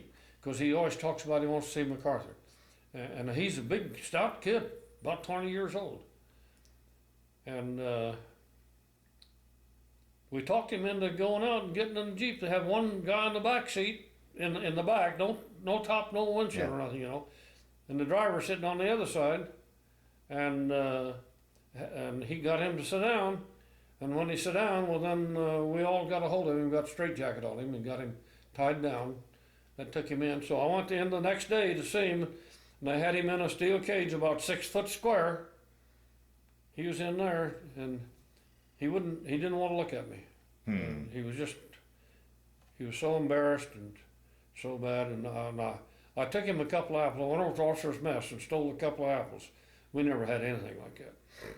And I took him to him. And I went back the next day, and they said that they'd taken him to Australia, hauled him out. I'll be darned. Wow. Never heard from him anymore until on the boat. So, now, I didn't have any contact with anybody, because when I got back to States, got off the boat in San Francisco, went to Angel Island for 2 nights, and they stole all of my stuff. That bunch that was there were there just for that purpose. They'd been there for years. They needed to be out of there, but they'd stolen everybody's good stuff. I brought back stuff that you can't believe with the value and stuff. And I just happened a little old musette bag that had these damn no good pictures in them. That's all I got back. Oh, jeez. Wow. Boy, I had a footlocker that one of the guys had painted. It was, was it beautiful. I managed to get that back. They took everything. So, what do? You're headed home. You want to stay and raise hell and try to get something, or shut your mouth and that's all you could do? Yeah. Got out of there and went to so they took me clear to Chicago, come back to Missouri. And this John Walson was with me, the one I told you about that I had saw after all the time. He was with me on the train. We got to Chicago, and he was coming back to Iowa, Dubuque, Iowa. Said, Bob, I've got a problem. I said, what's your problem? He said, I don't have any money to buy a train ticket. I was always sitting after him, be taking care of him, and I loaned him $32 is what I needed to get him home and what I needed. And he never did pay it back.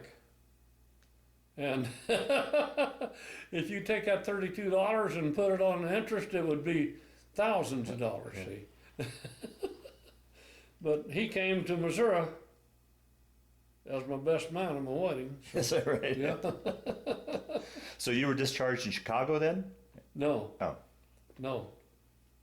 No, I came there and came back. I went to Missouri from a 30-day rest leave, see. I sat home on my combat 30-day rest leave. Oh, okay.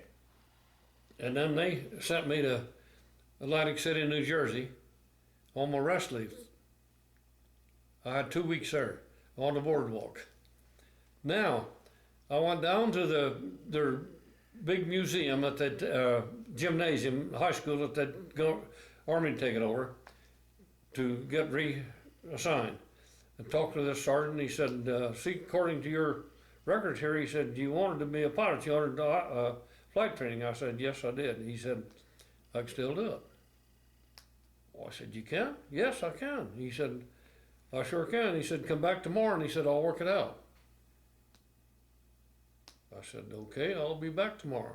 Went back the next day, and he'd gotten orders that they couldn't do that anymore. Oh, jeez. God damn, I thought he'd weep. I damn near did, I'm sure. Yeah, well.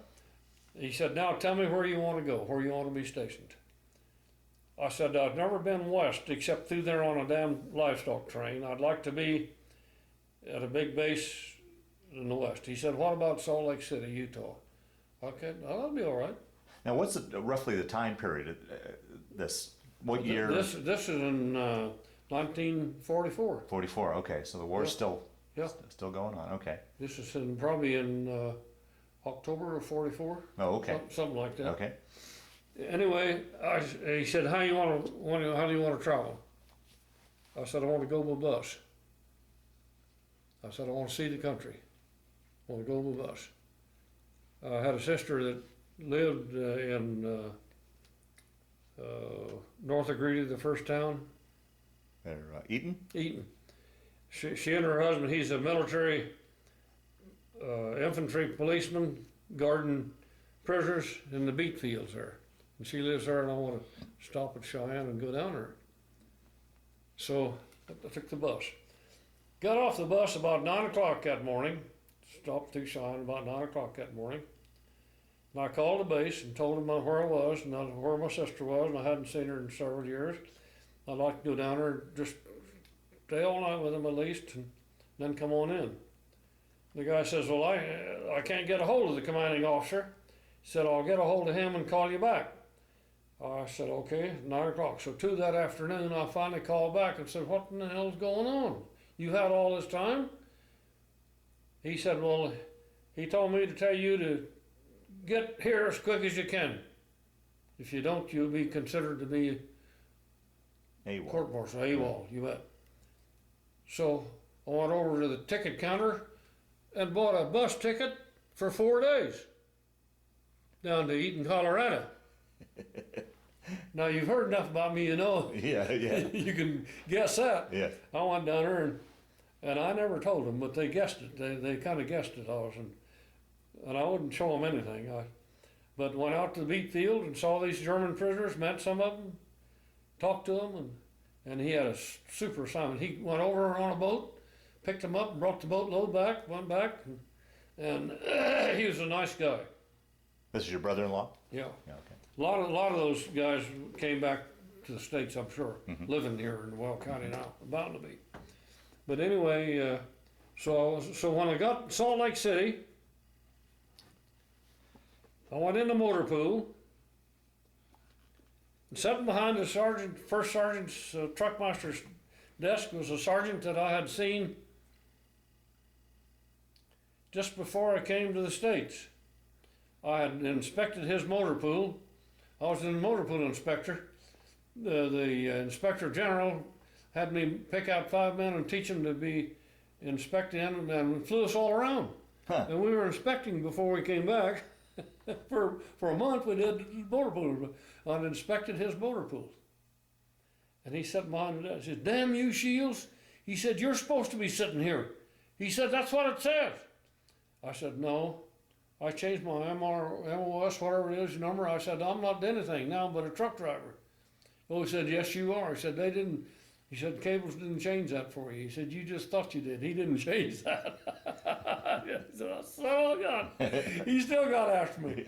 So I said, well, you're doing a good job. He said, what do you want to do? I said, I haven't made up my mind yet. I just got here. He said, we've got a big shop here. He said, it's number one. He said, they turn pistons and crankshafts and bore cylinders, everything. Do everything. Got 40 personnel over there, 40 mechanics and everybody working. He said, I got one of my men over there in charge now, but he said, if you go there, he said, put you in there. I said, no, I don't want to be over there yet. I said, I'll tell you when I make up my mind what I want to do. So I spent a week looking around, looking at the situation over, and I decided that they needed a motor pool inspector. So I told him, I said, I want to be a motor pool inspector. Well, he said, they don't have it in the books or anything, but I guess you can be if that's what you want to be. He knew me pretty well. And I told him, I said, if you don't make me one, I'll get a hold of the inspector general. I'll have him make me one. And he already knew about me.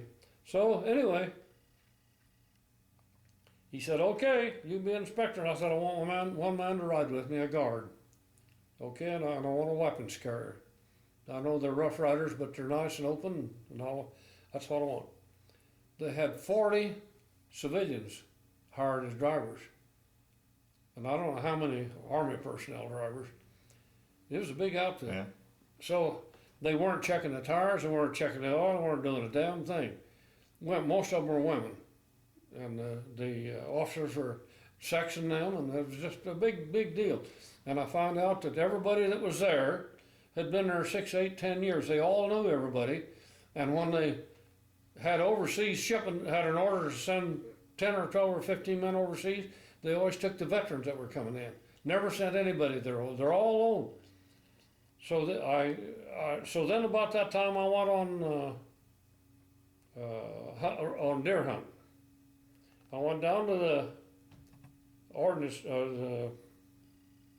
wherever they keep the rifles. Tell me, my mind is blank part of the time. Yeah.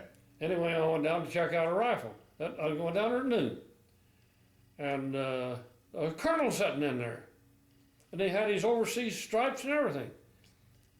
And I visited with him, and he'd been in New Guinea, and we visited quite a bit. And I found out he was Inspector General. And he said, Sarge, he said, you never been on a rifle range? I said, I've never been on anything. I said, I never got any goddamn training.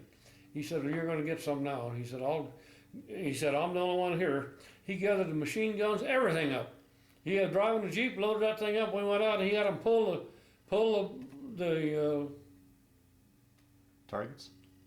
targets and everything for me. We were there about 2 hours, and when I got my discharge, he had put it in my paper, on my records. Right? Yeah. So when I got this, figured out what this deal was at the motor pool and everything, sending these veterans, about that time they got a list. They needed, on the bulletin board, they needed 15 guys for overseas shipment, and they all were veterans. So I called this colonel and told him what had happened. He said, well, we'll take care of that. So we might as well start. I didn't tell you. Boy, that was funny. And I told him about, and as I'd gone over to the shop, motor pool shop, and the sergeant that was working there, he said, here, Sarge, I've got 2 papers for you. They've been telling me you're an inspector. He said, now I've got this. I've been wondering who I should give this to. 2 legal pages long. Up here's a vehicle number, a picture of it and everything. Down here's everything that's been put on it in the last 5 years. Everything. Engine, transmission, brakes, tires, everything. 2 of them. There's 2 captains that are in charge of the motor pool. And they've got a separate building. They've got a separate building built for them. No, they're just them and their secretaries at their section. Yeah. Over there. So I called this colonel, told him what had happened. He said, now you know how to handle that, don't you? I said, yeah, I think I do. I said, I've been thinking about taking my car. I said, it's against the law to drive in there. Any personal vehicle, no, not allowed in there. Against the law, I'm going to take it in there and have them wash it and polish it. And I said, the guy that's in there has been there for years. He'll know all about it. He'll complain, but I'll pull rank on him and make him do it. And then as soon as I leave, he'll run over there to the 2 captains and tell them what happened. He said, then you'll have them, won't you? And I said, yeah, I will. He left. And so that's exactly what I did. So they called the motor pool. Sergeant Shields around there. Yeah, he's here. Send him over here. I want to talk to him. I went in. Walked over. He had his name on his desk, the one that was in charge. I walked over. Sat right down on the corner of the desk, leaned right on my elbow. Looked at him. I said, did you want to talk to me? He said, you're damn right I do. I'm going to court-martial you. I said, no, you can't do that. He said, what do you mean you can't? I said, you won't be here long enough. I said, you're going to be gone too damn long. You can't court-martial me. So what are you talking about? I handed him a slip with his card and everything. He looked at it. I took the other one, got up, took the other one over to the other captain and gave him his slip. He said, he's right. He said, we probably won't be here too long. In 3 days they were gone. Now, I'm in trouble, see, because they all know everybody know everything. Yeah. So 3 days later, here comes the, not just a master sergeant and a captain. MPs. I want to know where Sergeant Shields is. And I just happened to be there. Said, you're on guard duty tonight. Oh, I said, I am? Yeah. He said, we'll come back here and pick you up at 7 o'clock tonight. Now, it's getting pretty cold. Windy and snow a little bit every once in a while.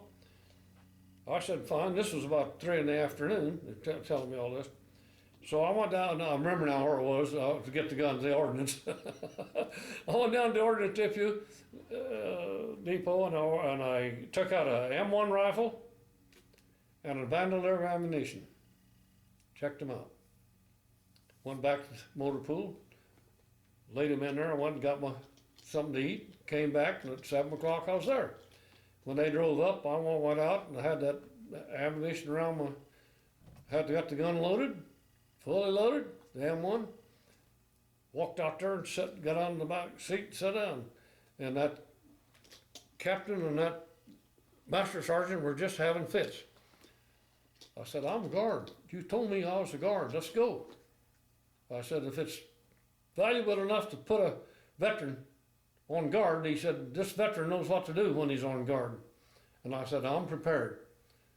So they went. Now here, that camp base is out in the foothills. And here we start climbing. We go up on that hill. So up. We get way up there to a bunch of old buildings, mock buildings. You've seen them. Where they train them? Mock buildings. Left me out. Said we'd be back here about 2 o'clock in the morning and pick you up. I said, I'll be here. Don't you worry about me. I'll be here. Good.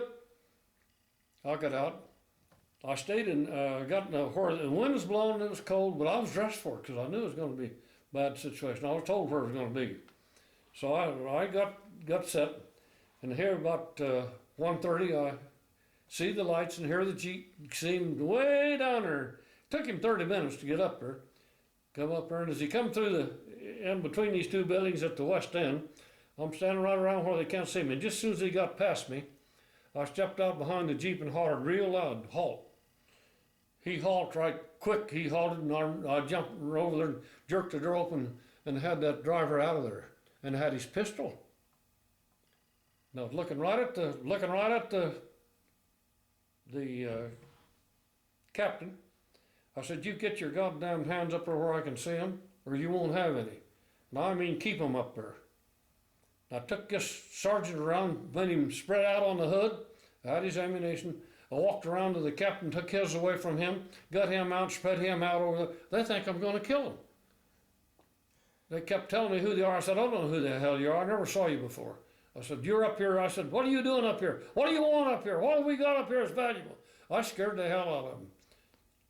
I wasn't court-martial. There were never a goddamn word said about it. Not a word. Yeah. So I called the colonel and told him what I'd done. He just laughed. He said, oh boy, that's good. He said, they won't be here very long either. He said, I'll get those two. So, now this goes on. So then, about 3 days later, the truck master says, Bobby said, you got a note here for you. Handed it to me. He says, I'm on KP tomorrow. On KP? I said, well, fine. I know what KP is. I called the colonel. He said, fine. He said, they go in there early just before daylight. Said, be dark when you go in. Said, go in the front door, walk back there and take out a 100-pound sack of potatoes, fill them in the potato machine, turn it on, walk out the back door and don't come back. That's exactly what I did. Never heard a word of it. Not a word. Not a word. He says there, so I called the colonel and tell him, and he said, they're so organized here. He said, they've been here so long. He said, I'm having some problems. But he said, I'm not backing up from them. He said, I've got some other problems, some other help coming, and they don't know it. He said, they're going to be in trouble here. He said, but thing for you to do is just discharge out of here. He said, transfer. He said, where do you want to transfer to? I said, Great Bend, Kansas. It's close to Kansas City. It's getting closer home. He said, get out of here tomorrow. And I did. I'll be darned. So when I get into Great Bend, Kansas, and I walk in the motor pool, the sergeant looks at me and he kind of laughed. And he said, you're Sergeant Shields, right? I said, yeah, I am. He said, I've heard about you. He said, what do you want to do? I said, I haven't decided yet. He said, well, whenever you make up your mind, let me know. So this is getting late enough that close to the end of the war, see? Yeah.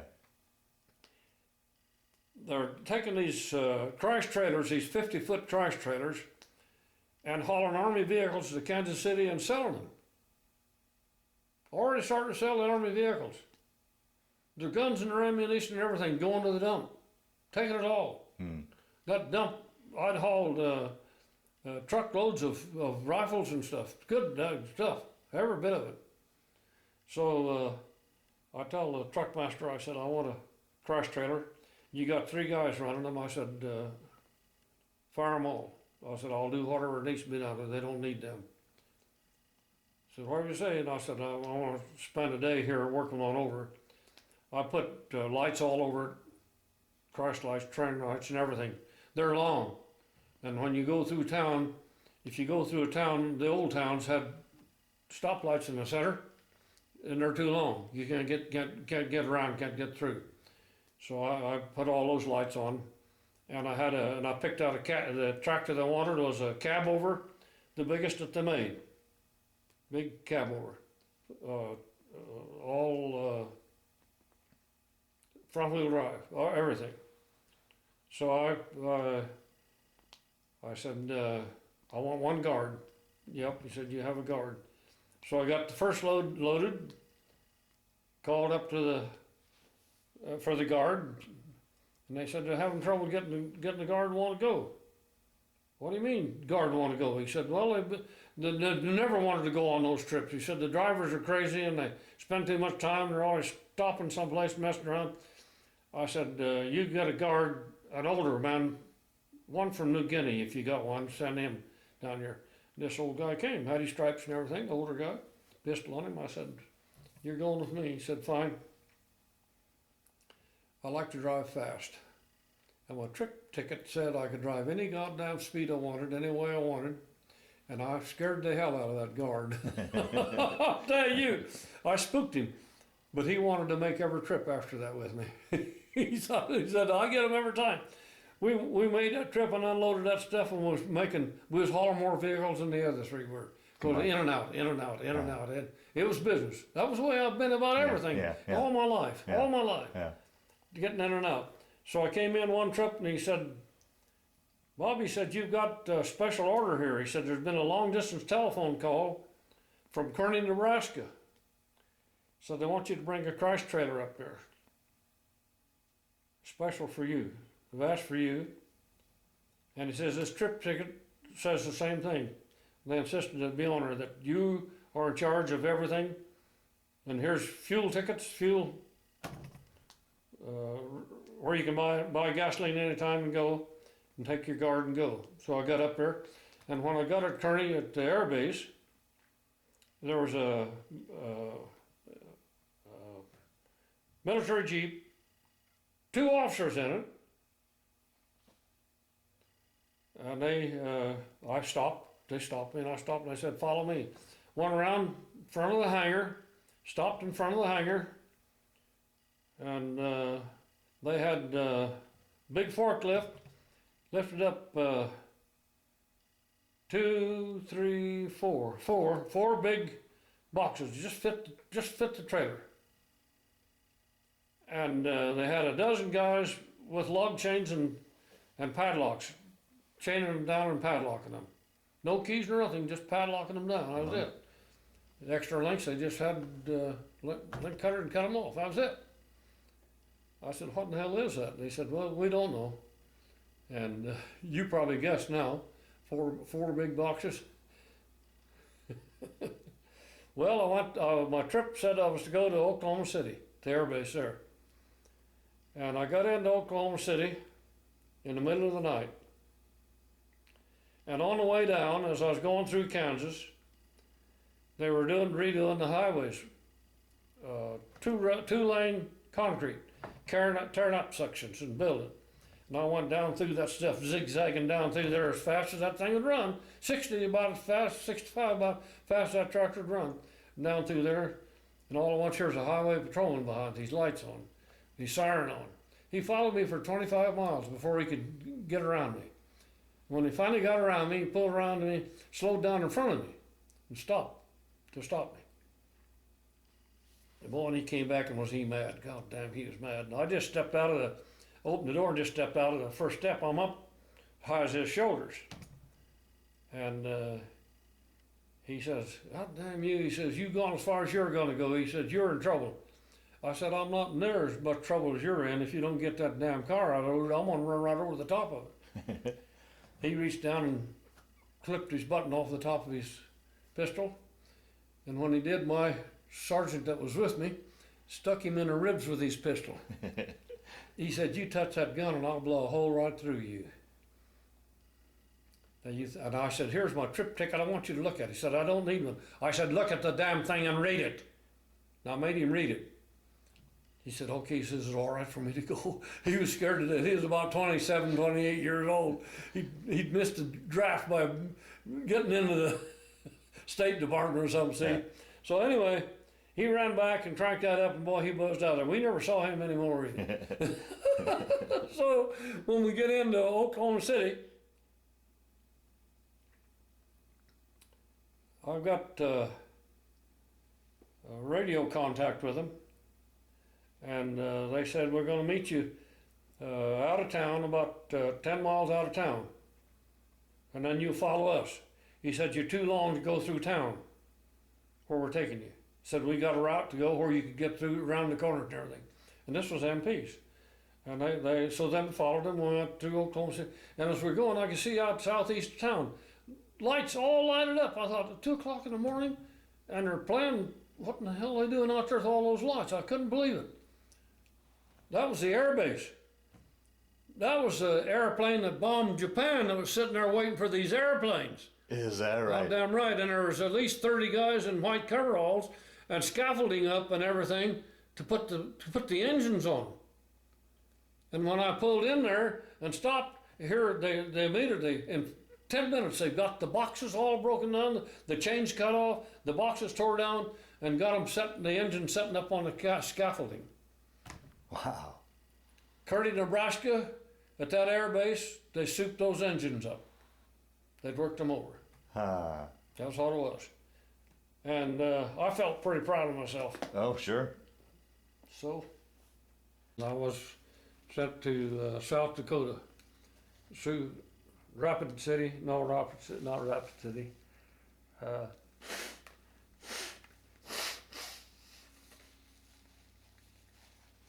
At an air base. Can't remember which one it was.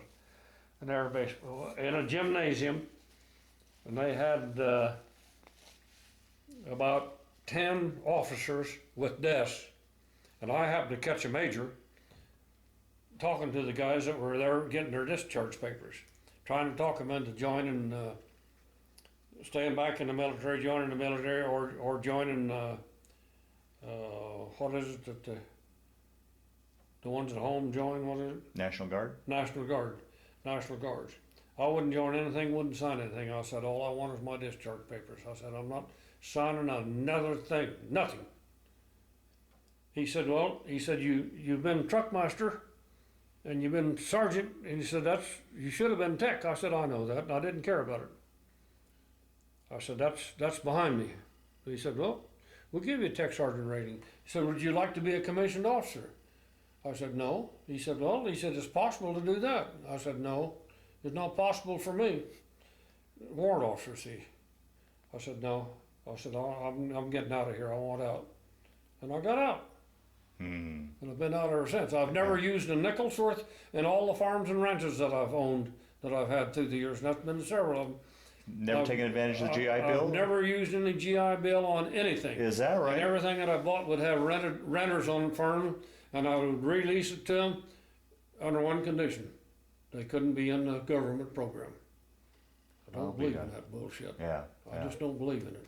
That's the reason we're in trouble like we are. Giving it to them, giving it to them, giving it to them. See, I didn't have a high school education. I didn't have anything. But I've got this nice house that I built. I paid cash for it. That I made working. Oh, you got to be proud of that. So, I am proud of it. After the service, then you went into farming and ranching, then, or That's right. Yeah. In Oklahoma. I'll be darned. And I raised a broom corn capital of the world.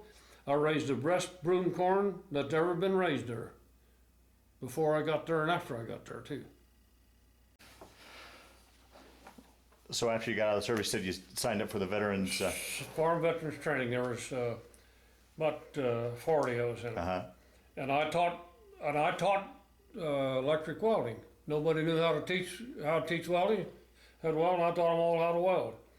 And Governor Roy Turner, once a year, he had a Hereford ranch there, the best in the United States at that time.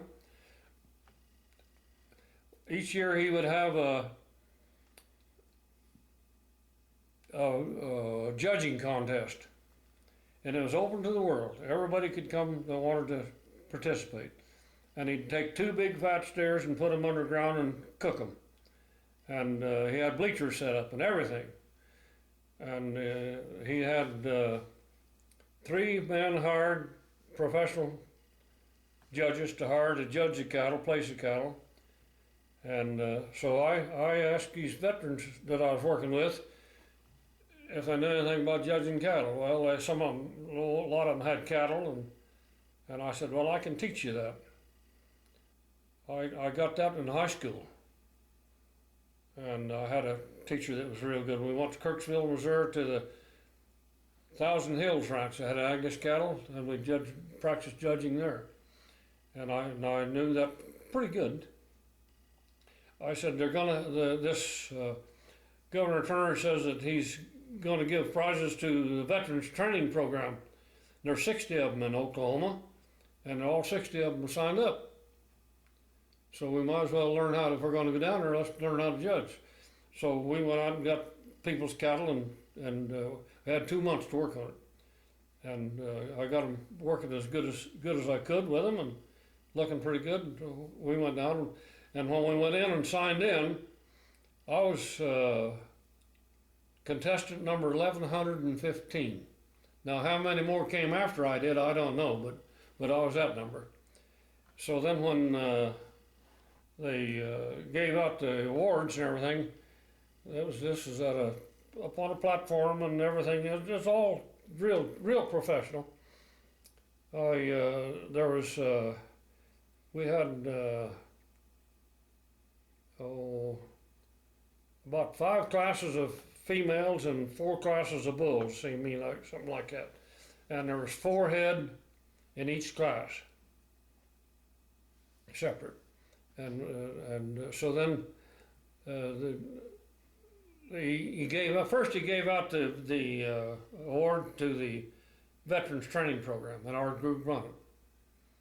And I knew that I had it then after that, because I knew I was a lot stronger than they were. So then when it came to the individual, I got it. I'll be darned. And I went up there, and I've got a picture of it. That's what I want to show you. Yeah.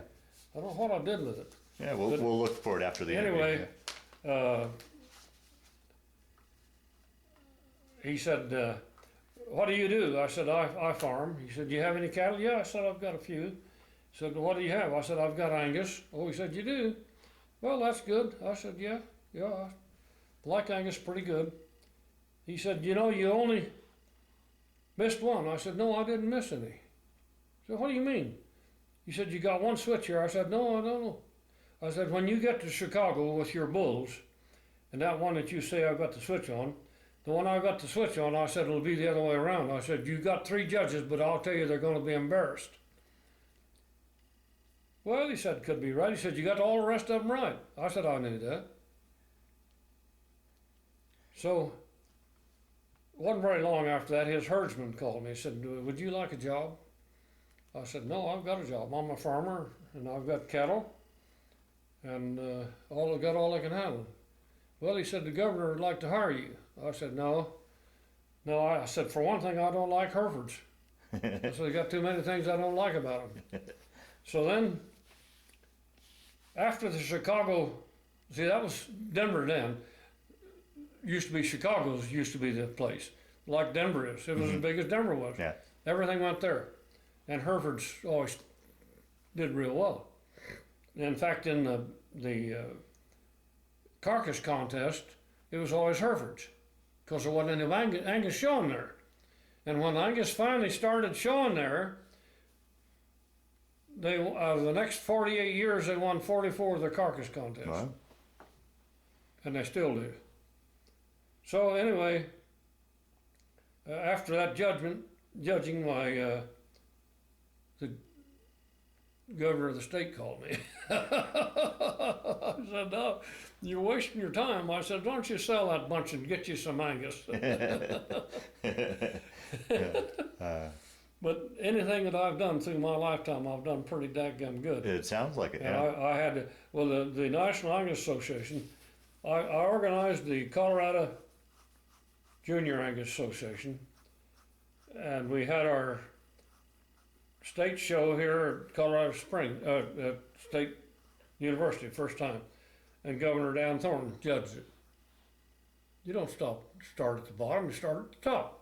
He judged it. My daughter had the grand champion females out of her cow, and I wouldn't let her show anymore. Well, I had the best cattle in the United States. No, that's no BS. Wow. My kid, I could go down to Denver, take my cattle to Denver National, and never fit them, no extra showing, and stand first in class. I was ahead of them. I was ahead of them. They wanted me to be a judge, and I wouldn't do it. I said, I've got all I want to do. I wouldn't do that. The Australians were gonna. I got a hold of the Australian telephone mailing address for the Australian Association, National Association. Contacted them, told them I was going to have a junior heifer show in Kansas City. That's one that I got started from scratch in Kansas City. I said it'd be 460 head. It'd be good to come send your best herdsmen and your best owners over and see them. 6 couples came. I met them in Kansas City and stayed at the hotel with them. We went down to the arena. It was a great, big, huge arena. They had 3 judges, 3 judges, but they had so many cattle, and the ages were so close that they had to break them on ages on 2 weeks. You can't do that and tell anything. Can't tell anything, really. You can't tell anything. But that's the way they did it. They had 40 to the class, 40 head in there. So close in quality and everything. And so my Australians and I went down that first morning and set up 7 rows. And they, back there in the back, they was kidding me. Said, Yankee said, could you place them for us? I said, well, I'll try. I'll go down 5 head. I said, we're quite a ways from them, and it's a little disadvantage. But it took them 30 minutes to place that first class. And when they got done, I'd already finished mine and handed it back to them. And when I finished them, I was 100%. 100%. I stayed for 3 more classings and I got them 100%. 100%. I said, I'm from Fort Collins and I've got work to do. I've got to go, and I left. Now, hadn't been in contact with anybody in Australia, and they stole everything, but I remembered the street and the address of the house of the girls lived in. 52 Hotham Street, East St. Kilda, Melbourne, Australia. So after 30 some years, I wrote a letter to 32 Hotham Street, East St. Kilda, Melbourne, Australia, and I put in there what I wanted them to do. I wanted them to run an ad in an Australian newspaper for the Smith girls, give their names and everything, and I put a $100 bill in it. And my telephone number, and I said, call me, I'd like to talk to you. And about 10 days, I got a telephone call. And it was a guy from some little country. He spoke English, but it was kind of hard to understand. He was there from some other country, and he'd only been there 2 weeks. His sister had been there 2 years, and he came over and was living where he was going to stay in Australia. He was working at a meat place, cutting meat up. He said, Mr. Shields, he said, I'm going to find these Australian girls. He said, I'll find them. You can bet on that.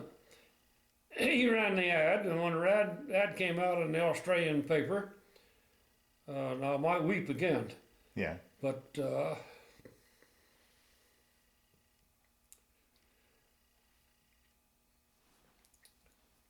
these Australian girls got telephone calls. They'd seen the ad? His friends had seen the ad. Okay. And I started talking to them. The one that was 14 years old at the time I was over there, they were talking back and forth. The girls were on the phone. I could hear them. Well, wonder who it is. Wonder who it is. And she said, well, it's Bob Shields, of course. And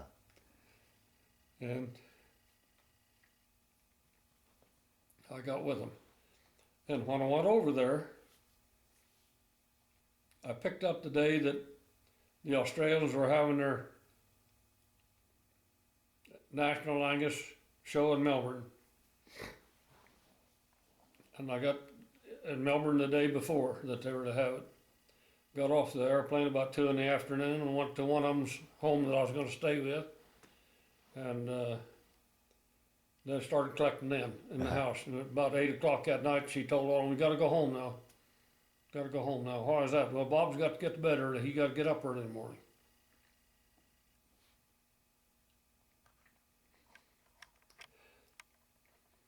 So the next morning,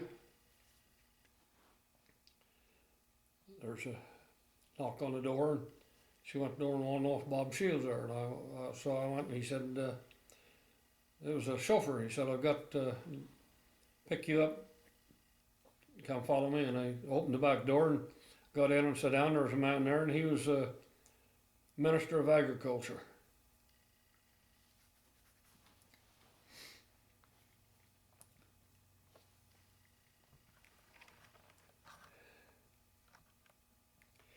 He said, "We're going to Melbourne Cricket Ground, Oh, wow. see the Angus show."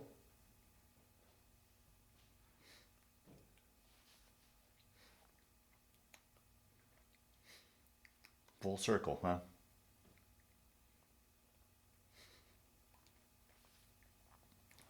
So that was early. So we went to several places and saw a lot of machinery and stuff before that.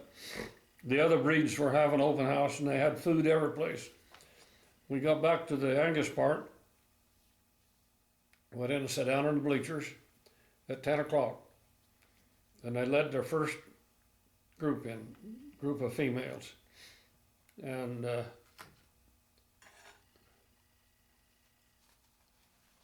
hadn't seen any judge yet. And the guys, and these herdsmen all come and collect around us, and breeders.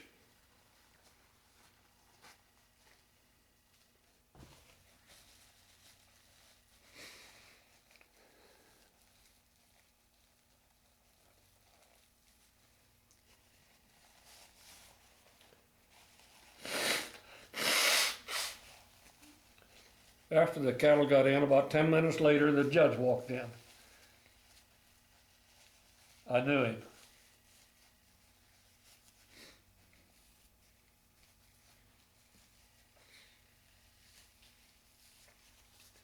He was from Grays Lake, Illinois, a herdsman, good judge.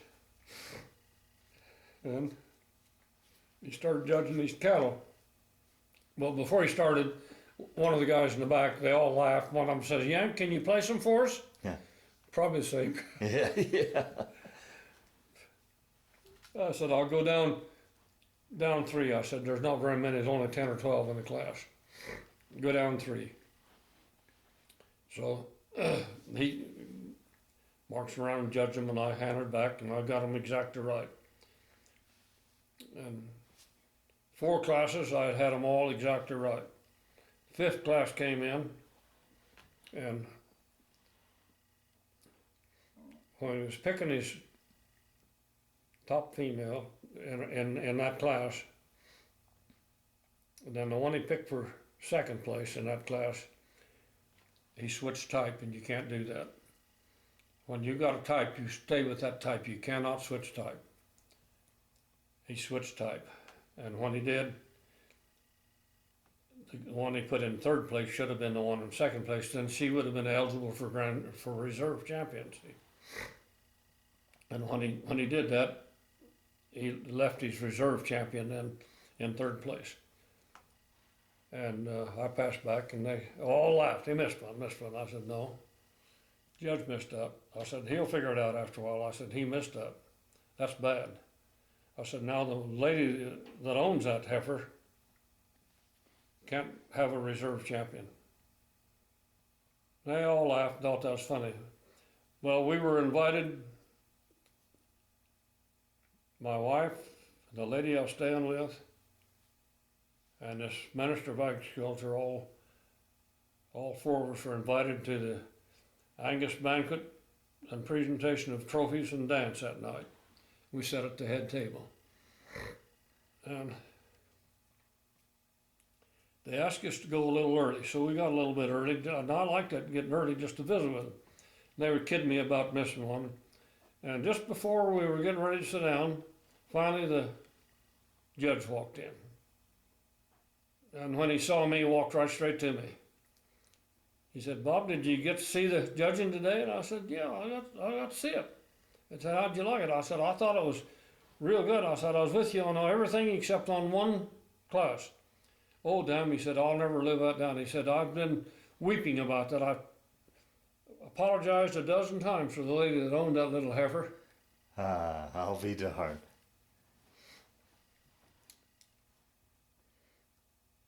I think more of him now than anybody judging, because it took a man to make that Admit statement that. in front of all those people. So it goes around, see? Yeah. It goes around.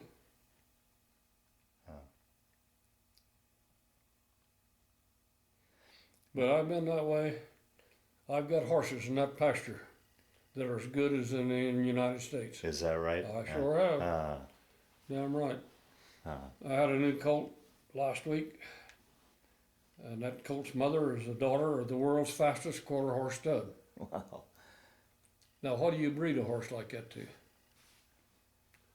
Her daddy died, and a new world's fastest quarter horse stud appeared. See, 90 to 95 speed index will win 98% of all races. And this female I've got, her daddy had 121 speed index, and he's got colts that have 127, 128. So what do you breed her to? Yeah, right. So the new world's fastest quarter horse stud, I got to reading, looking his pedigree up and all the colts that he's had. And I found one that I liked real good, because he was real good, and mainly because of his mother. I go on the mother as much as I do on the daddy, on sires. I'm tough on that. And that's what made me have such good cattle and everything. Yeah.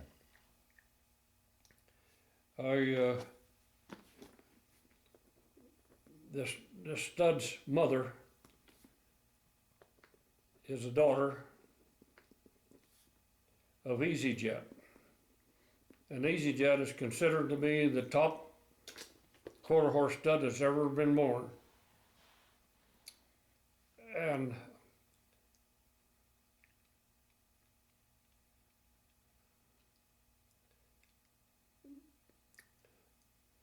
his sire was the new world's fastest quarter horse stud. I'll be darned. Wow.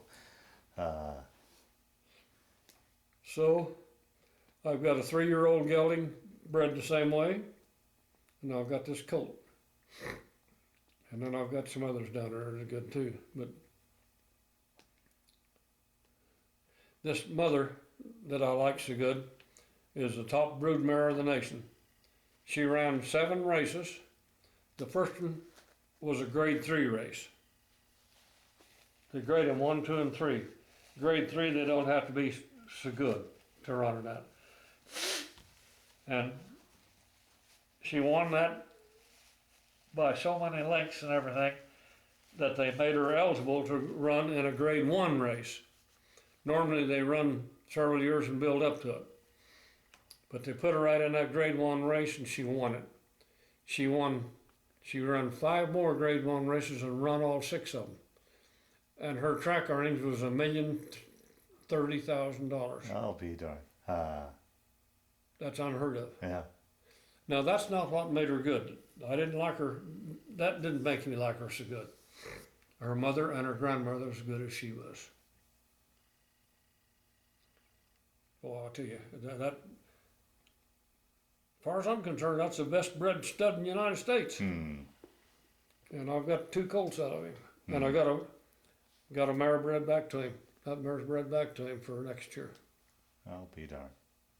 So. Well, Bob, we'll start to wind down this interview, but wanted to ask you if you talk a little bit about your family, your wife and children, grandchildren, great grandchildren. Just a brief description of that of them, and we'll close down the Well, I've interview. got a lovely wife. It's just my second wife, Uh-huh. and she's divorced because she had a husband that was not nice to her. Yeah. She had 5 children in 8 years. 5 children in 8 years. And he didn't think any of them should go through college. She got them all through college. I'll be darned. Just by being behind them and with them. And you Yeah. talk to any one of them now, and they'll say that too. Yeah. And the reason I'm going to be 89 in July is because of her. Is that right? I'd have been dead 15 years ago. I'll be darned. She's been with me for 20 years, 19 years. She's a Christian, and I give things. I'm a giver. Yeah. I've helped people get in houses. I've helped people get cars. Helped people pay their bills. I've helped people. When I had my real estate license and had my office the last 15 years, I never charged any commission to poor people for selling their stuff. I'll be darned. Wow. Old people, single wives with children, I never charged any commission. And I've done that all my life, everything. And she's that way. She's that same way. That's the reason I married her. Yeah. She feels the same way I do. She's nice. She is nice. Wow. She's soon be 70 years old, her next birthday. And I'm 89. She's Yeah. 19 years younger than me. Yeah. And I tried to tell her that she could find somebody her age and not be messing with me. But she'd gotten acquainted with me, and she says, I've never been as happy in my life as I have since I've been around you. So Oh, that's wonderful. that's good. Yeah. But I had her with me, help me with this. This is her house. You said you designed this house yourself. We designed the house and built it. I'll be darned. Yeah. We hired every carpenter, every painter, every nail driver, everything. Bought all the lumber, everything. All of this, everything. She designed this, wrote this out, designed this Hutch? hutch there. Yeah. And that, back in the corner back there, all of that, she designed all of that and had it made just the way she likes it. She picked out the kitchen and the kitchen stuff. That's all hardwood in, all the wood in there, every board in there. And It's definitely a beautiful this place. dining room is large because she wanted to be able to. We've got 27 grandchildren and soon have 2 more. Wow. And she wants to be able to have people here, and they can eat. We can eat a lot of people. Yeah. And there, when we drew the plans on this house, I'll show you back there what we've got. We can sit 30 people out there. Then downstairs, basement down there, walkout basement. Nice. I'll be darned. It's a beautiful place, that's for sure. That's right. Yeah. We paid cash for it. Yeah, We it's didn't beautiful. borrow a nickel on anything. Uh, This is for old people. You can run a wheelchair Yeah. or motorized cart all around through here. yeah. And everything's on the top floor. You don't have to go downstairs for anything. Right. We've got deep freeze in the garage, but we got another deep freeze downstairs too. Yeah. And I started I can give you something to take home with you to read. Yeah. I started the giveaway program for the First Christian Church. When I moved to Fort Collins in 1956, I joined the First Christian Church, and in 3 years I was elder, and in 4 years I was chairman of the board. And at that time, I started the giveaway food program, the largest in 2,800 First Christian churches in the United States. Wow. Of Christian churches, and probably the largest of many of them. And when we were working on this church program, I started I was chairman of the board of trustees at the church, and at that time I started an escrow department for the church. And at that time, it had a church 92 years, and there hadn't been any money left in escrow, will to people, to the church. And I was concerned about that, so I started working on that. And 3 years later, we spent $890,000 for a building for the church, for the elderly and for the youth and everything, and giveaway food program. And while we were working on that, I got a check in for $12,000 from California, from people that had been here visiting their daughter. And they sent that $12,000 check because in the church, we give food and clothing to anybody and everybody. They'll make it everywhere they go to church, or have ever gone to church, or anything. I'll be darned. And it's all giveaway. Let me ask you, I mean, as I've sit here and interviewed you, it seems like the common thread, be it your personal life, your business life, your military life, you've been very successful. For anybody for friends and family that are going to watch this tape, what do you attribute that to? What advice would you give people? Doing like I did. Help people, give people, help people. That's the trouble with the politics. Yeah. Every time that they vote on a thing, they vote on it, how many votes will I get if I do it this way? It isn't how good will it be for the people, it's how many votes will I make. Yeah. And that's the trouble with the United States. And that's the trouble with people when they go and vote. Like I told you, I've never received anything. Yeah. When I got out of the military, I had a 10% disability on my ears. I don't hear now. And I'm wearing good hearing aids now. But I didn't wear good ones. I bought them myself. All through the years until 2 years ago, the first time the military has ever paid for them. Wow, wow. Because I wouldn't go to military hospitals and so forth. And of the guys that came back with me, there's 33 of us, they're all dead but me. They all used the military hospitals. Every damn one of them. Wow, wow. And they started dying at 55, 56 years old. Wow. And I worked and paid my way, and I think that's good. Yeah. I might be wrong, but I think that's good. Yeah. And these farms that I bought, I'm proud of that because I always bought them from the elderly people. And I always had their family come and have a session with me and them about the contracts and whether they should sell or not and whether there was enough money and how they wanted to do it. Never let them sign one without their children all agreeing to it, wow. being in it. Wow. And that's the way I've always done all of my business. All of it. So, honesty. Yeah. When I moved to Fort Collins, I started Chevrolet Garage as a salesman. 6 months later, I was made the sales manager. You know why? Bill Michael said, because you're honest, and the only guy I got working for me that I think is honest. He's dead now, he can't deny it, but it's a fact. Yeah. He had men been with him 15, 16 years. I said, God, you got these guys, take them. I was the best salesman they had, but still, I was honest. Sounds like a good combination of hard work, honesty, and giving back. You bet, absolutely. Yeah. Absolutely. Jack Holm was a partner of mine. I took him in because he was honest. He was a hay dealer.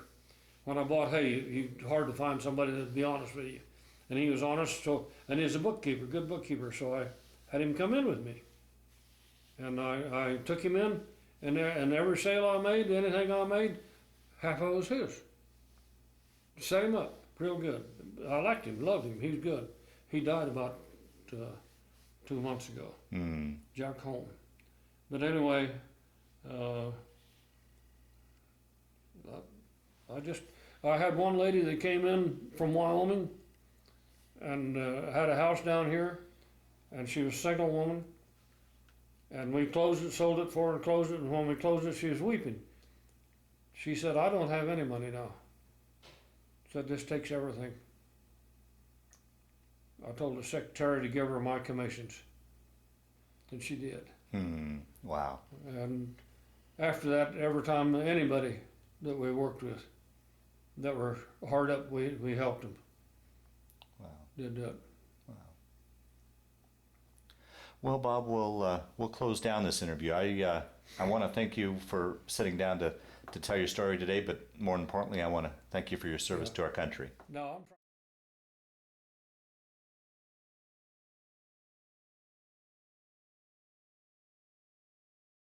So, Bob, from the looks of this picture, it looks like it was taken in 1943 in Australia. Is that correct? Yeah. Yeah. Yes.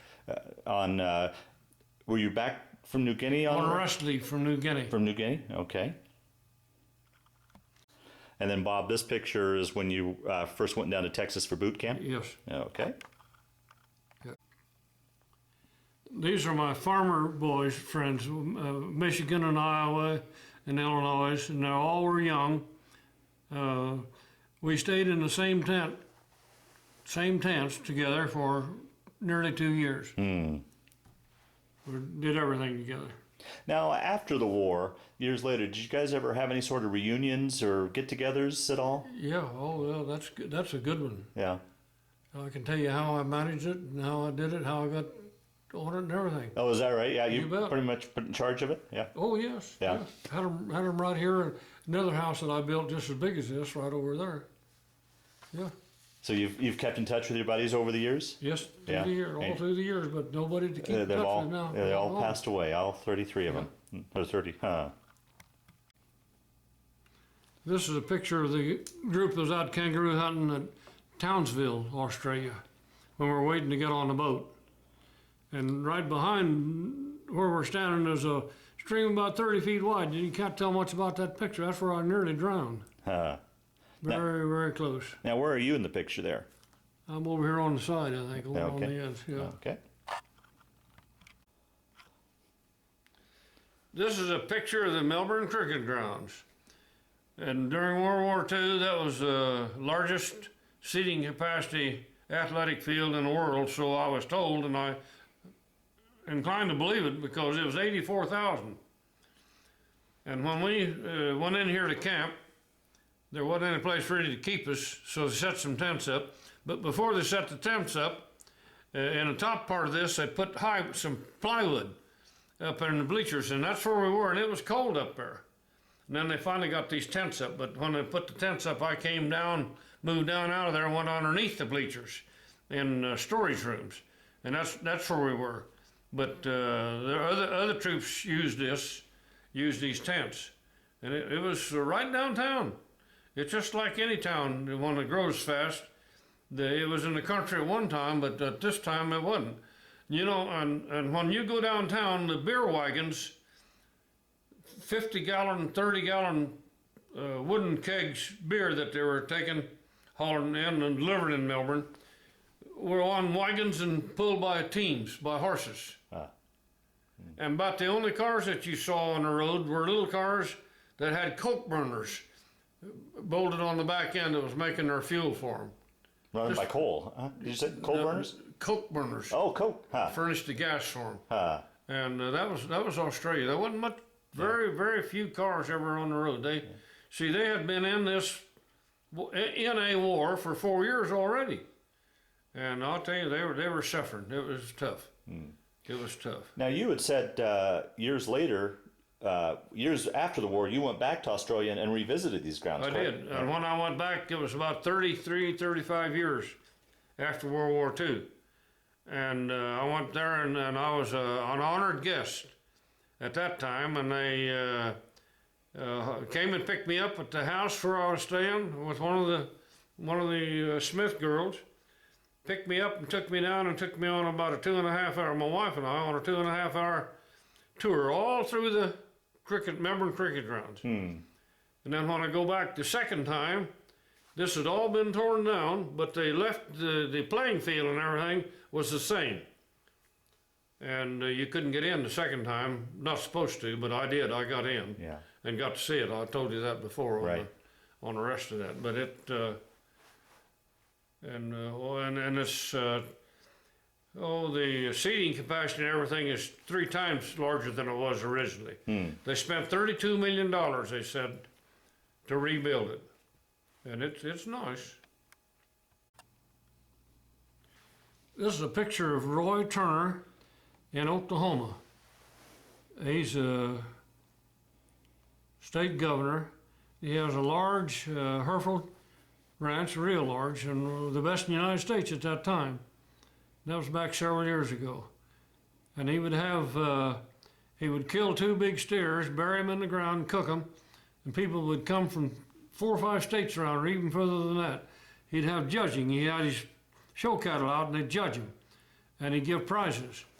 And I'm receiving that trophy for the highest judging of anybody there out of over, I was 1,115 when I signed in. I don't know how many more there were, I'll be darned. but I had the best score of anybody. And that was actually was the best score that he'd ever had in 32 years of doing that. Said he had never had one before that did that good a score. And then there for some time after, he was after you to go to work for him, right? Yeah, and sometimes after he would have to admit that my score would have been 100%. Yeah, very good.